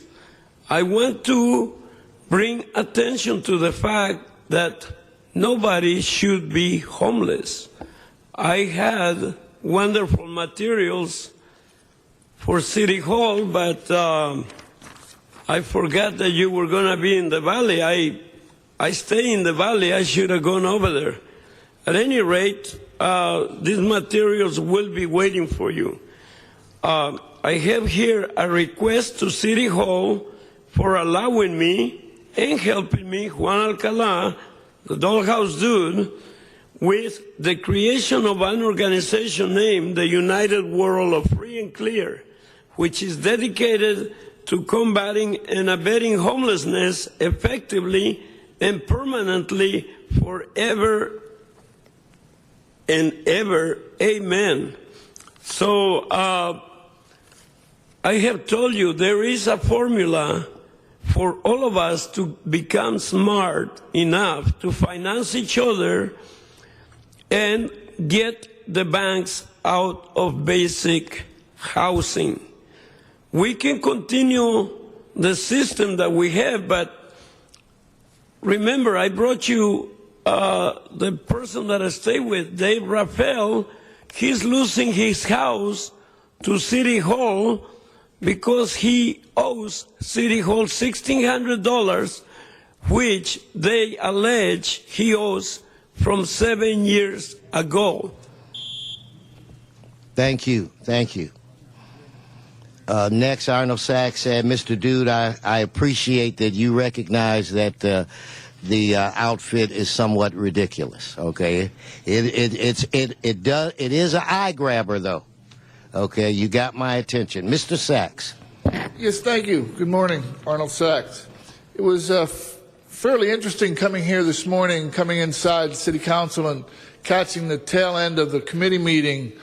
I believe that Mr. Englander, Councilman Englander, was heading, discussing the marijuana, the collectives, and discussing the language and the law and how it had been gone over by the city attorney. because on Tuesday when I brought up this notice in the downtown news regarding the public hearing by the CRA/LA, a designated local authority, the successor agency to the Community Redevelopment Agency of the City of Los Angeles, California. That's pretty plain speaking language. But my question was, on this item dated 4/18/12, item number 24, Council File number 112086, it talks about receive and file the Community Redevelopment Agency of Los Angeles, CRA/LA report dated December 1st, 2011. Well, since the CRAs weren't dissolved until January 2012, and we had a discussion by Councilman Englander about the validity of language and this city attorney's use of it, or in this item on your agenda regarding marijuana collectives, how can the successor agency have the same designation as the previous agency, a period when one was dissolved and one was created, except the one that was created before the one was dissolved? Now, I'm not much of a language expert, but it seems pretty fraudulent, and God forbid, this is CRA, and we know that couldn't happen. Thank you. So now we'll return to the Valley. David, I think it's Sealcom, David Lizarama or Lizama, Helen Murphy. So please state your name. Hi, my name is David Slocum. Thank you for this opportunity. Oh, I'm sorry. Please excuse me. I made a mistake. Lucy Caruso downtown. Are you still? I'm so sorry. That's okay. So it's on you, Lucy. David, just sit tight. Go ahead, Lucy. Can you hear me okay? Yes, ma'am. I'm going back to the same-sex marriage. I want to go back to this because when I was in high school, back then it was racial things, and they would say we want separate but equal rights. So I went to the library yesterday because it doesn't make sense why this didn't pass all this time. So what it says here, because I'm going back years, because there seems to be some glitch that I'm not understanding, perhaps courts don't understand it either, to make a clear, concise decision on it. Maybe, maybe not.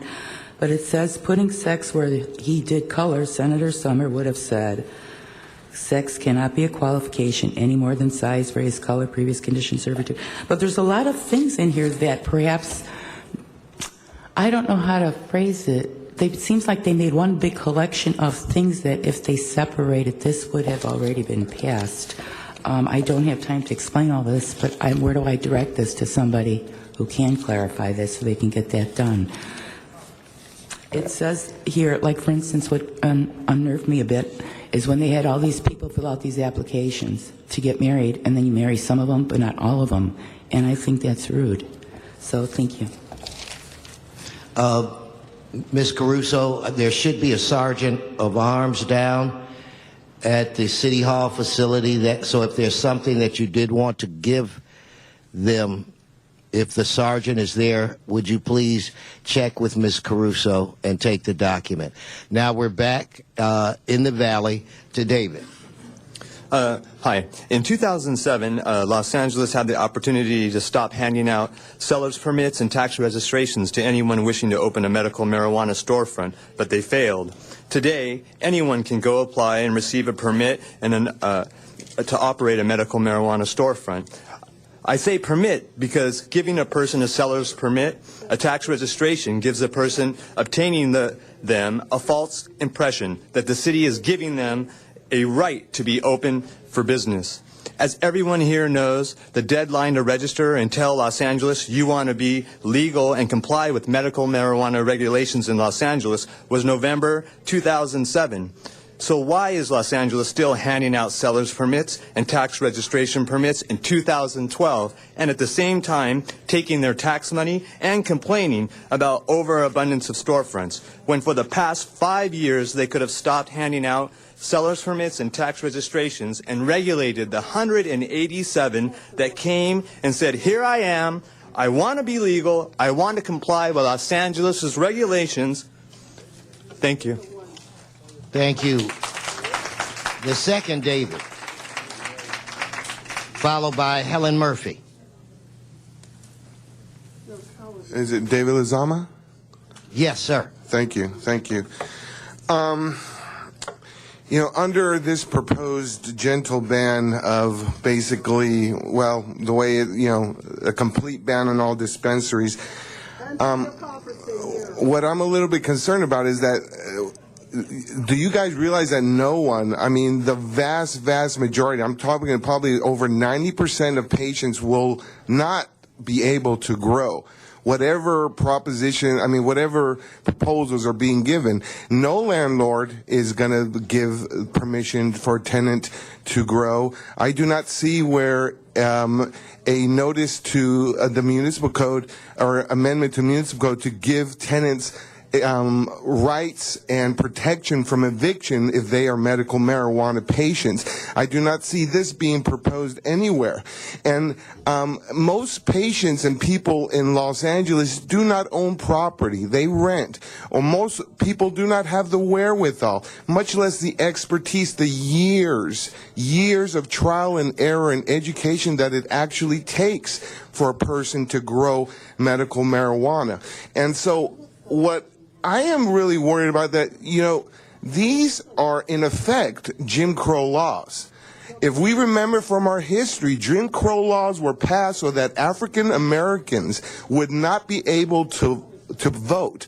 They were laws that created insurmountable obstacles after laws had been passed, giving them the right to vote. This is exactly what is happening to medical marijuana patients in California. We are a minority group. We were given laws that were passed under legal voter initiatives, and yet now we are being told that it doesn't matter. Please understand, most patients, myself, am going to be forced to suffer. Thank you, David.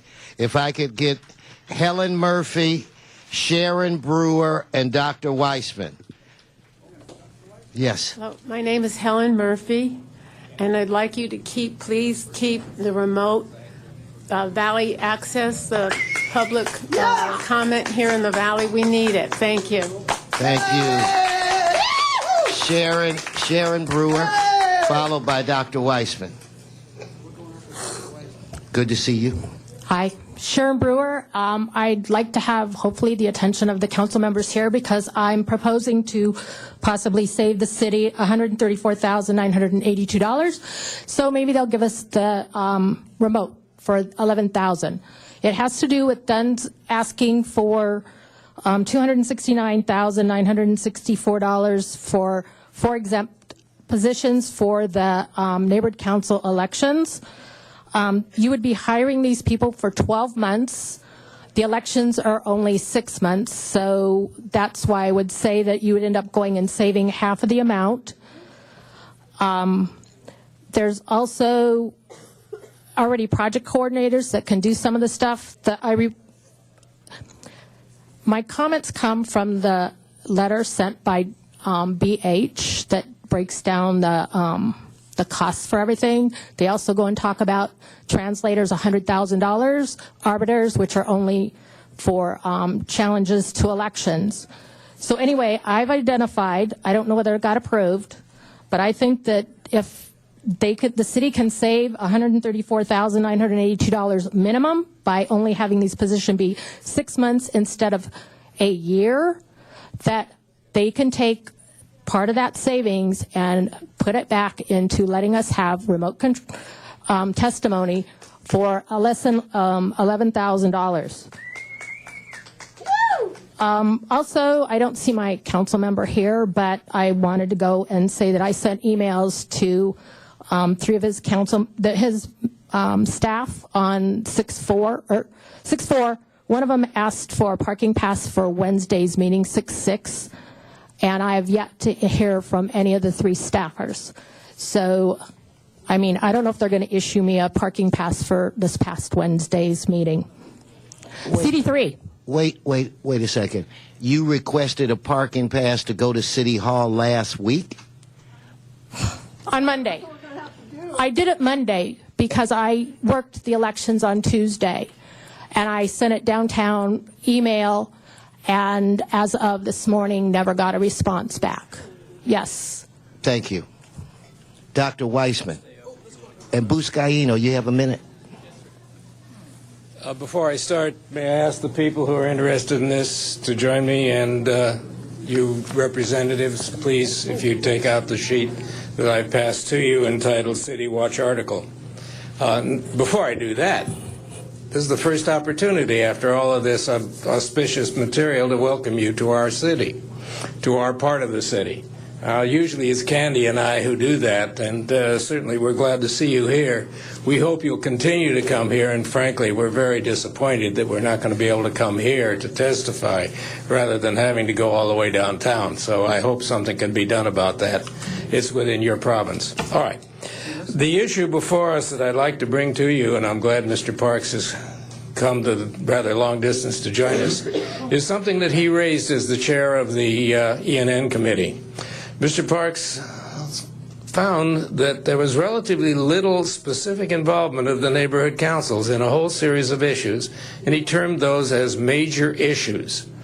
And he wanted to know, well, how do the neighborhood councils gather the information that they come forward to, and how do they outreach to their constituents so that when they come back, they can speak logically and meaningfully to you and to the mayor and to the other, well, you are the decision makers for our city.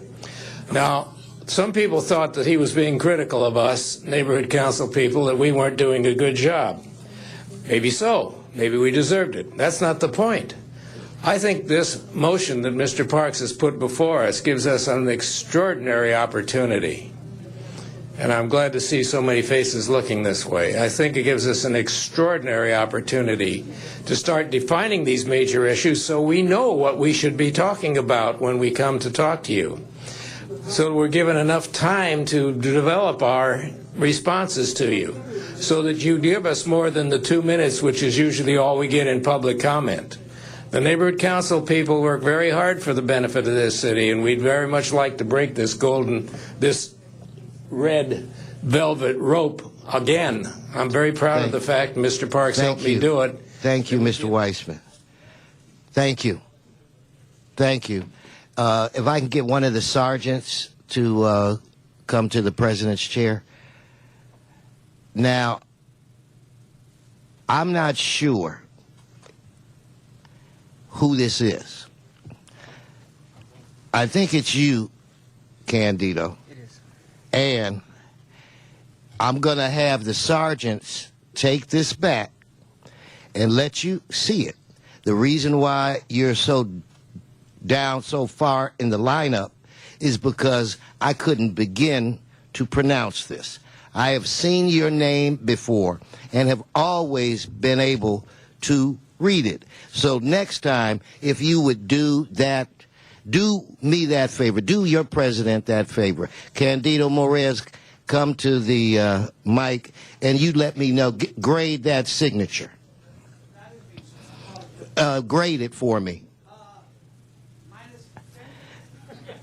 I mean, I know doctors that write better than that. Not in this room. Not in this room. Dr. Weissman. Thank you, Mr. President, council members. Candido Maris, proud resident of the 12th District, where I have the honor and privilege of being represented by Mitch Englinger. I am also a proud member of the Van Nuys Neighborhood Council. With me again is Dr. Weissman. Jeff Cooney, actor and member of the Knights of Columbus. Roland Guevara, who just recently participated in the Veterans Age Games, who won a silver medal, as you can see. So can we give him a big hand for that? And Herbert Thompson, who is putting on one of the great events coming up in the next couple of weeks to honor one of our great members here in the Van Nuys community. I would officially like to welcome Mr. Viscano and I apologize if I don't pronounce your name, but I want to welcome you as a member of the Van Nuys Neighborhood Council. We've had a long relationship with the 15th District. We worked with Rooney Savornich, and we also worked with the great Janice Hahn. We actually even worked with her congressional campaign, so we want to welcome you, sir, and we hope that we can continue that relationship, because we have that relationship with many of the council people here. With Mr. Kokorian, we're trying to work with his office, with abandoned vehicles, Alarcon. We just have worked with many, and also with our great president. So we want to, again, extend a welcome and let you know that if we can help you in your community, we would be more than honored. I saw it in you, sir, something very special when that child was killed in your community, and you spoke with true commitment. And I saw it here when we heard from the young man that saved the individual's life, and greater is he that is in you than he that is in this world. So I want to thank you with that. I also want to thank Mr. Rosenthal. I saw him 2 days ago, and the reason why, Mr. President, I'm writing so bad is because of my health. But I was in his district, and he saw me, and he treated me like I was one of his constituents. So I want to thank Mr. Rosenthal. And lastly, Mr. Cardenas, someone is really good to you. Someone is really good to you. And I wish you well, and I hope that you'll never forget Van Nuys, because those of us who were here in 2001, after you lost the race to Wendy Gruhl, we asked of one thing, that we get our Van Nuys Boulevard cleaned up, and we hope that we'll... Candido, thank you. Now what I'm going to do, I'm going to ask you to stay up there, Candido. And I'm going to ask Ms. Fogler if she'd let me just quickly bump one person in front of her, and she'll be the last public speaker today. So thank you, Ms. Fogler. Okay, Mr. Thompson and Candido, I think you should stay up there. I could be wrong, but I think you should stay. Herbert? Thank you, Mr. President. On behalf of Los Angeles City Mayor's Office and Pacoima Community Youth Culture Center, we would like to recognize Mr. Candido for his outstanding work he has been doing in the community. As you know, he's a big activist. He's not a quiet person. He goes at, when he set his mind to do something, he goes after it. And Mr. President, I'd like to take at this time to present from the Mayor's Office a certificate of recognition to Mr. Candido for his outstanding work in the community. Let's give Mr. Morez a round of applause. Congratulations. Thank you, sir. I appreciate it. Thank you. I was wondering why you wanted me to stay. I thought maybe you liked me, sir. Well, and that is absolutely true. And I think that you are a constituent of Los Angeles. Yes, and if I may just say one quick, sir, I would not accept it except for one thing, because in 2004, when I was here with the workers from the city who were fighting corruption, I said I would never accept another certificate unless we changed and brought justice to those people. Slowly and surely that is happening. So thank you for your leadership, and thank you once again for this kind of effort. It's good to see you, and congratulations. Thank you, sir. I just want to say some of the moments. The Golden Age Games is for the veterans. We were 900 veterans competing from all over the United States. Thank you. No, congratulations on the silver medal. Marianne Fogler, you're the cleanup hitter today. Well, I wanted to conglomerate to their what they're saying here, but they forgot to. They had oversight. You people are not going to have video conferencing here anymore. If the Kokorian has his way, and the members of the city council here. So you might as well cut off the video conferencing downtown too, since you don't want to save the money that Sharon Brewer has advised. And I'm going to fight this. We're going to fight this somehow or another. Maybe God, a miracle God, will turn it around and will show. I can't have my mic here, but this is going to be a spur off here, where one day people are going to get fed up with no video conferencing. I'm already having a hard time getting down here. It's going to be harder for me, but they're going to have a hard time yanking it over to you. You're every other month. You used to have here every month. And now you're yanking this out. What's next? You're not going to have meetings down here anymore? I think you have this in plan to cut us off. We only have 2 minutes to speak every other month, once. Why don't you do it to downtown, too, since they have no rights? Why don't you just take away our freedom of speech, our First Amendment rights? since obviously that's exactly what you want to do, the gun buyback program is obviously working for you effectively to demoralize the public. You know, this is a great thing that you're doing to the public, to take away our gun rights so that you could take away our First Amendment rights. How convenient can you be to buy back guns that were used for murdering a baby and the Duncan guy? How can you do that? That's a chutzpah. To buy back guns that were illegally checked, and you get away with it. You're murderers yourself. You got blood on your hands, and you're taking away my rights to speak here. That's what you're doing, and our rights, the whole valley, not just mine, not this Donna. You're taking away everybody. Thank you, Ms. Vogler. Okay, Mr. Clerk, does that bring us to item 6? Yes, sir, it does. It brings us to item 6. There is a substitute motion that has been circulated, and it was called special for cars. Okay, we'll go to Marianne. Calm down. Let's go to downtown LA for Arnold Sachs.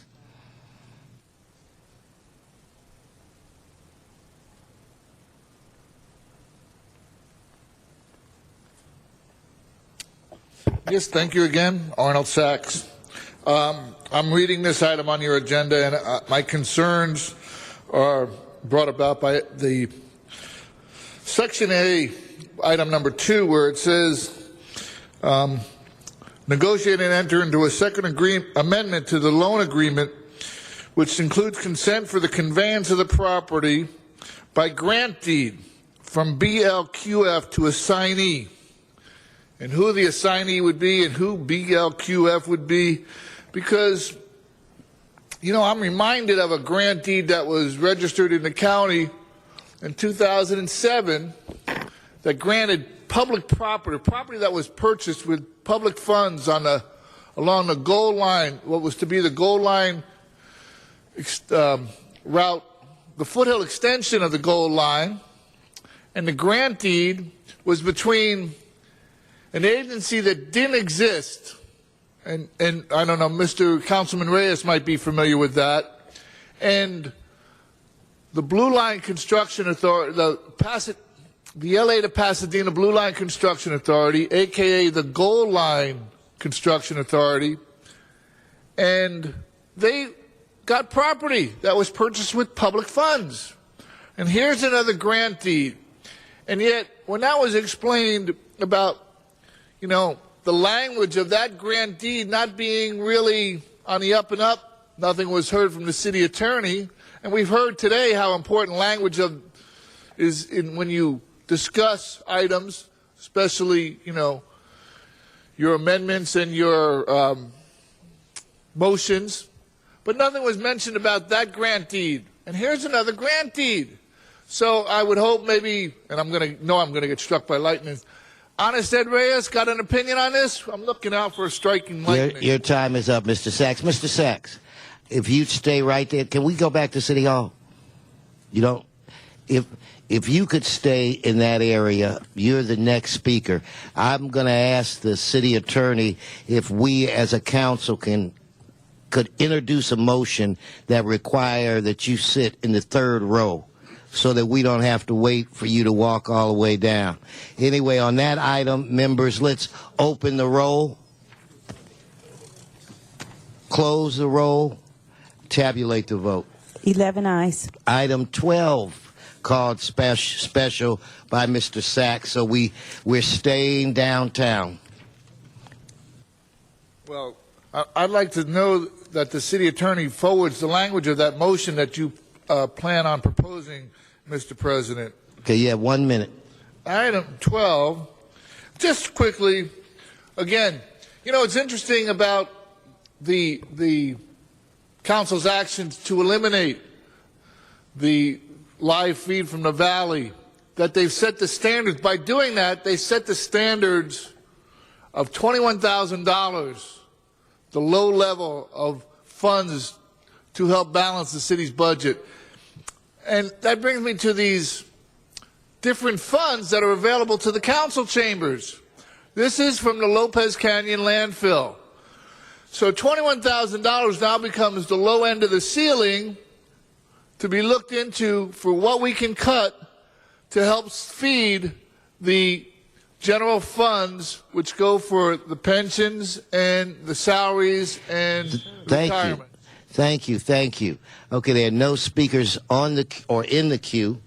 If we can open the roll on this, Madam Clerk, close the roll, tabulate the vote. 11 ayes. Okay. Let me make this quick announcement, and then, Mr. Clerk, I'll get back to you. To the staff that sets up the Valley, the council chambers for our meeting here in the Valley, if you could please raise the president's chair and the city attorney's chair. I'm looking at myself on the screen. I look like a bobblehead. If you can't raise it, bring a cushion. So, Mr. Englander. And could you adjust Mr. Englander's chair as well? No, I am serious. Mr. Alarcon, do you have a smart remark? Well, I was just thinking Mitch was already standing. But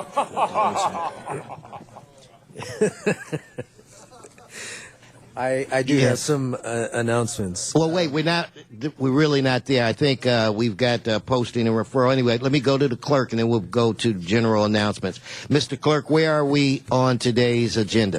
Mr. President, we do have a special one that has been circulated. I believe the city attorney will speak to the findings. However, there has been a request to send item 6 forthwith. Then, without objection, it is gone. Very good. That brings us to special item number 1. Mr. City Attorney.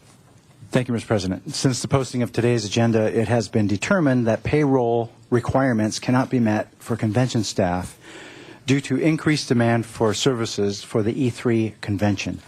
Immediate action is required in order to transfer $250,000 to the appropriate salaries account in order to meet payroll before June 12th.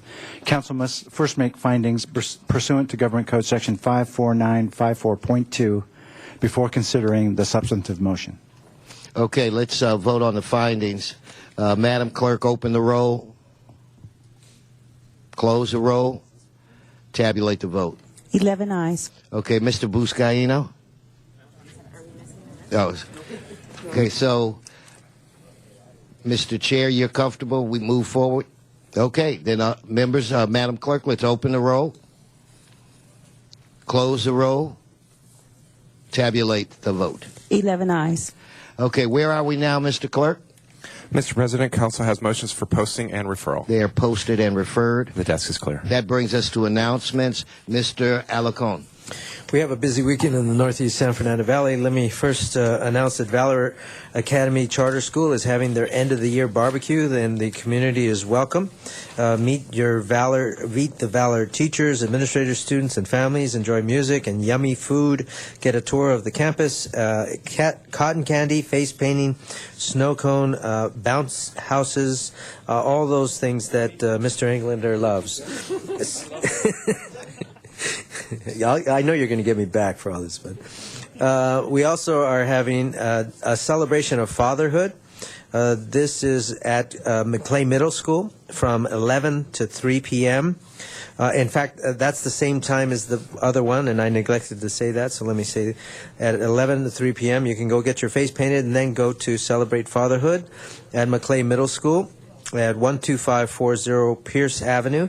There'll be free admission, games, food, activities, father panel, special speakers, and event for the whole family. And thirdly, my office and Triumph, Lakeview, and Community Charter High Schools cordially invite you to the first annual Puck Arts Festival, June 10th from 4 to 7 p.m. at the Northeast Valley Neighborhood City Hall at 13520 Van Nuys Boulevard.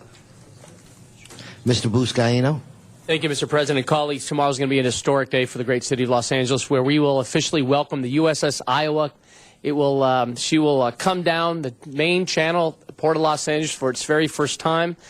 So to all of our residents in the city, we welcome you to welcome her to the great city. Expect her to come down the channel tomorrow at 2:30.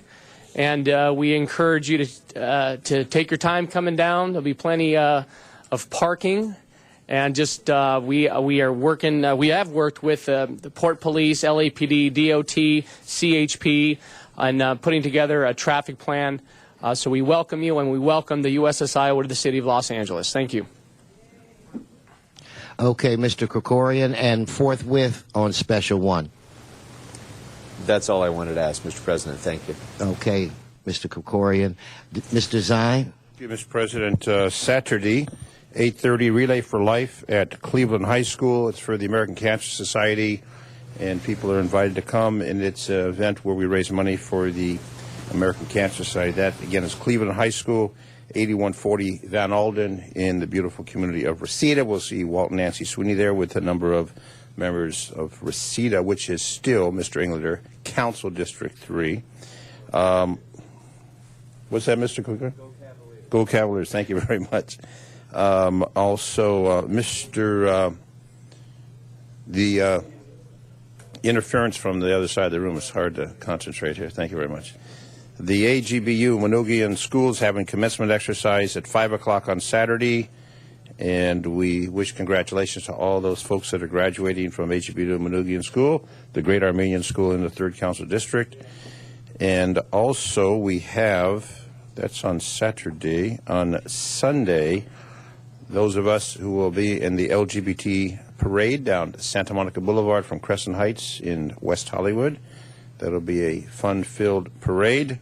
I know Mr. Rosendahl will be leading the charge, and I will be following on a Harley-Davidson motorcycle, along with many other people on motorcycles. Mr. Englander, you are welcome to join us on your Harley-Davidson motorcycle.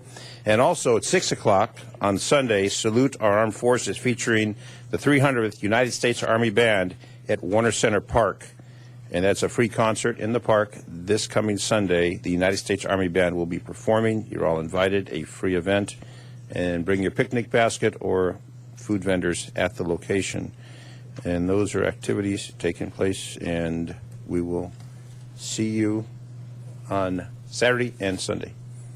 Thank you. Thank you, Mr. Zine. And it's, how does Yogi Bear say it? Picnic basket. Picnic basket. Yes, I mean, we want to raise the children well. Yes. Okay, Mr. Englander. Yes, Mr. Zine, not smarter than the average bear, but thank you. Thank you for reading your BlackBerry. We appreciate that. By the way, I think they're out of business, but your calendar. I actually have an announcement that we need the help looking for a suspect. Early this morning, a 53-year-old man was killed in North Hills. That was this morning today, while he was riding and exercising his bicycle. He was struck by a sport utility vehicle whose driver fled. The victim was pronounced dead at the scene at the collision. It happened around 2 a.m. near the intersection of Nordhoff Street and Gaviota Avenue. And so we're looking for anybody who has witnessed anything. There will be severe damage to the SUV. They suggest the front end damage, the windshield, and the top of the vehicle as well, as the victim apparently went over the vehicle. It's described as a dark Ford or Chevy SUV with that type of damage. The victim was thrown into a planter in front of an auto parts store, and so anybody that has any information, if you can please contact your local police department, Devonshire Division, and let us know what information you might have. There's a vehicle driving around with this damage, and we will find and apprehend and prosecute this suspect for a felony hit and run. Thank you. Thank you, Mr. Englander. Members and all individuals that are in the council chambers, if you could please rise. If everyone could please rise for adjourning motions, if everybody could please rise. Mr. Zine. Thank you, Mr. President. This is for Jack Zipperman, passed away June 4th. Jack was born November 8th, 1927. Blessed to have 59 years of marriage to his loving wife, Arlene. Together they had 3 children. Stephen, who was an LAPD captain, retired. He's now the chief of the Los Angeles Unified School District Police. son Dean, LA City Fire Department captain, and Sherry. Jack had great pride in his children.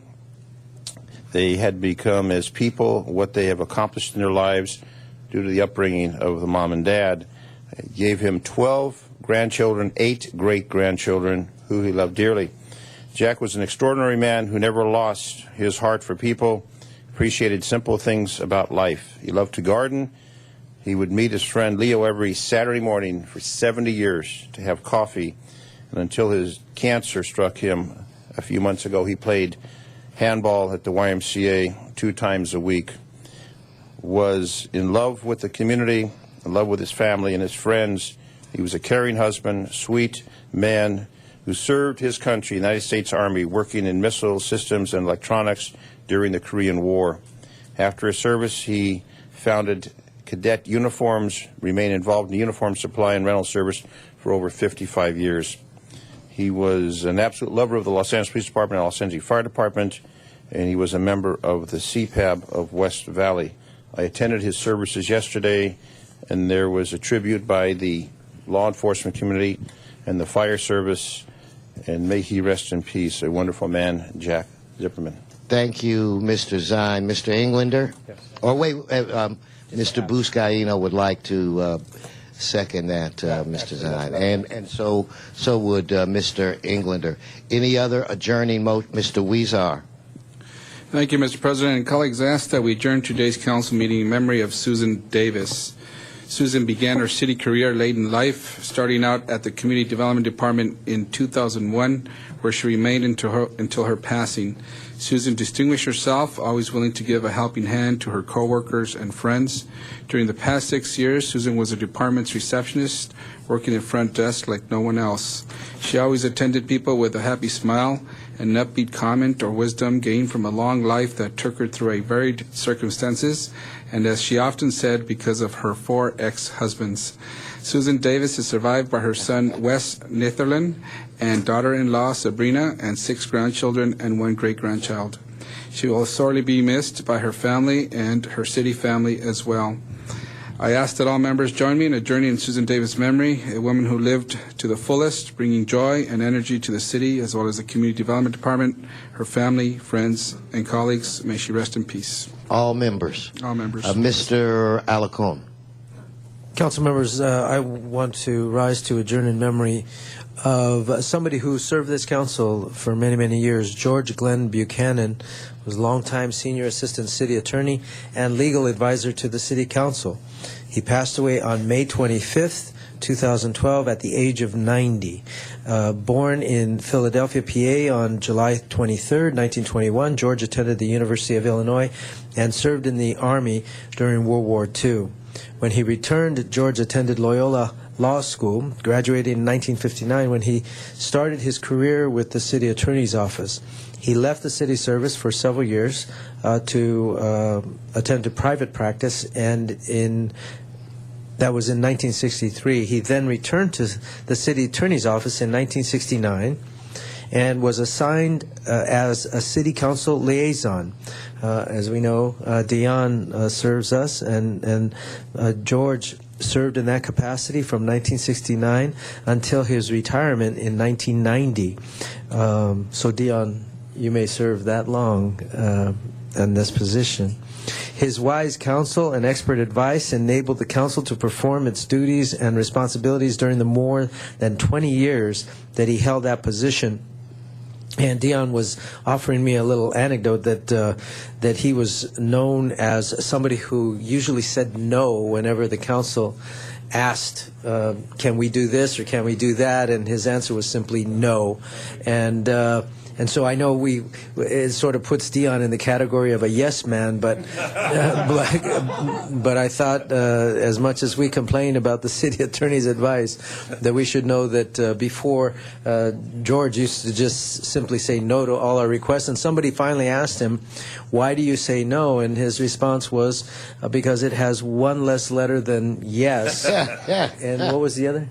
And it's easier to say. And it's easier to say. So So we certainly appreciate Dion at this moment. Since his retirement in September of 1990, he has been remembered fondly and with appreciation for his work for the residents of Los Angeles. Resident of Whittier, he is survived by his wife Margaret, his son Glenn, and his daughter Barbara. A memorial service will be held at Hillcrest Congregational Church in Whittier, California on Sunday, June 10th, 2012 at 1:30 p.m. I think we all want to express tremendous gratitude for the long life and service that George Glenn Buchanan provided so that this council could do its work. All members, without a doubt on that. Okay, members, any more? Okay, this meeting is adjourned. Thank you, Mr. President.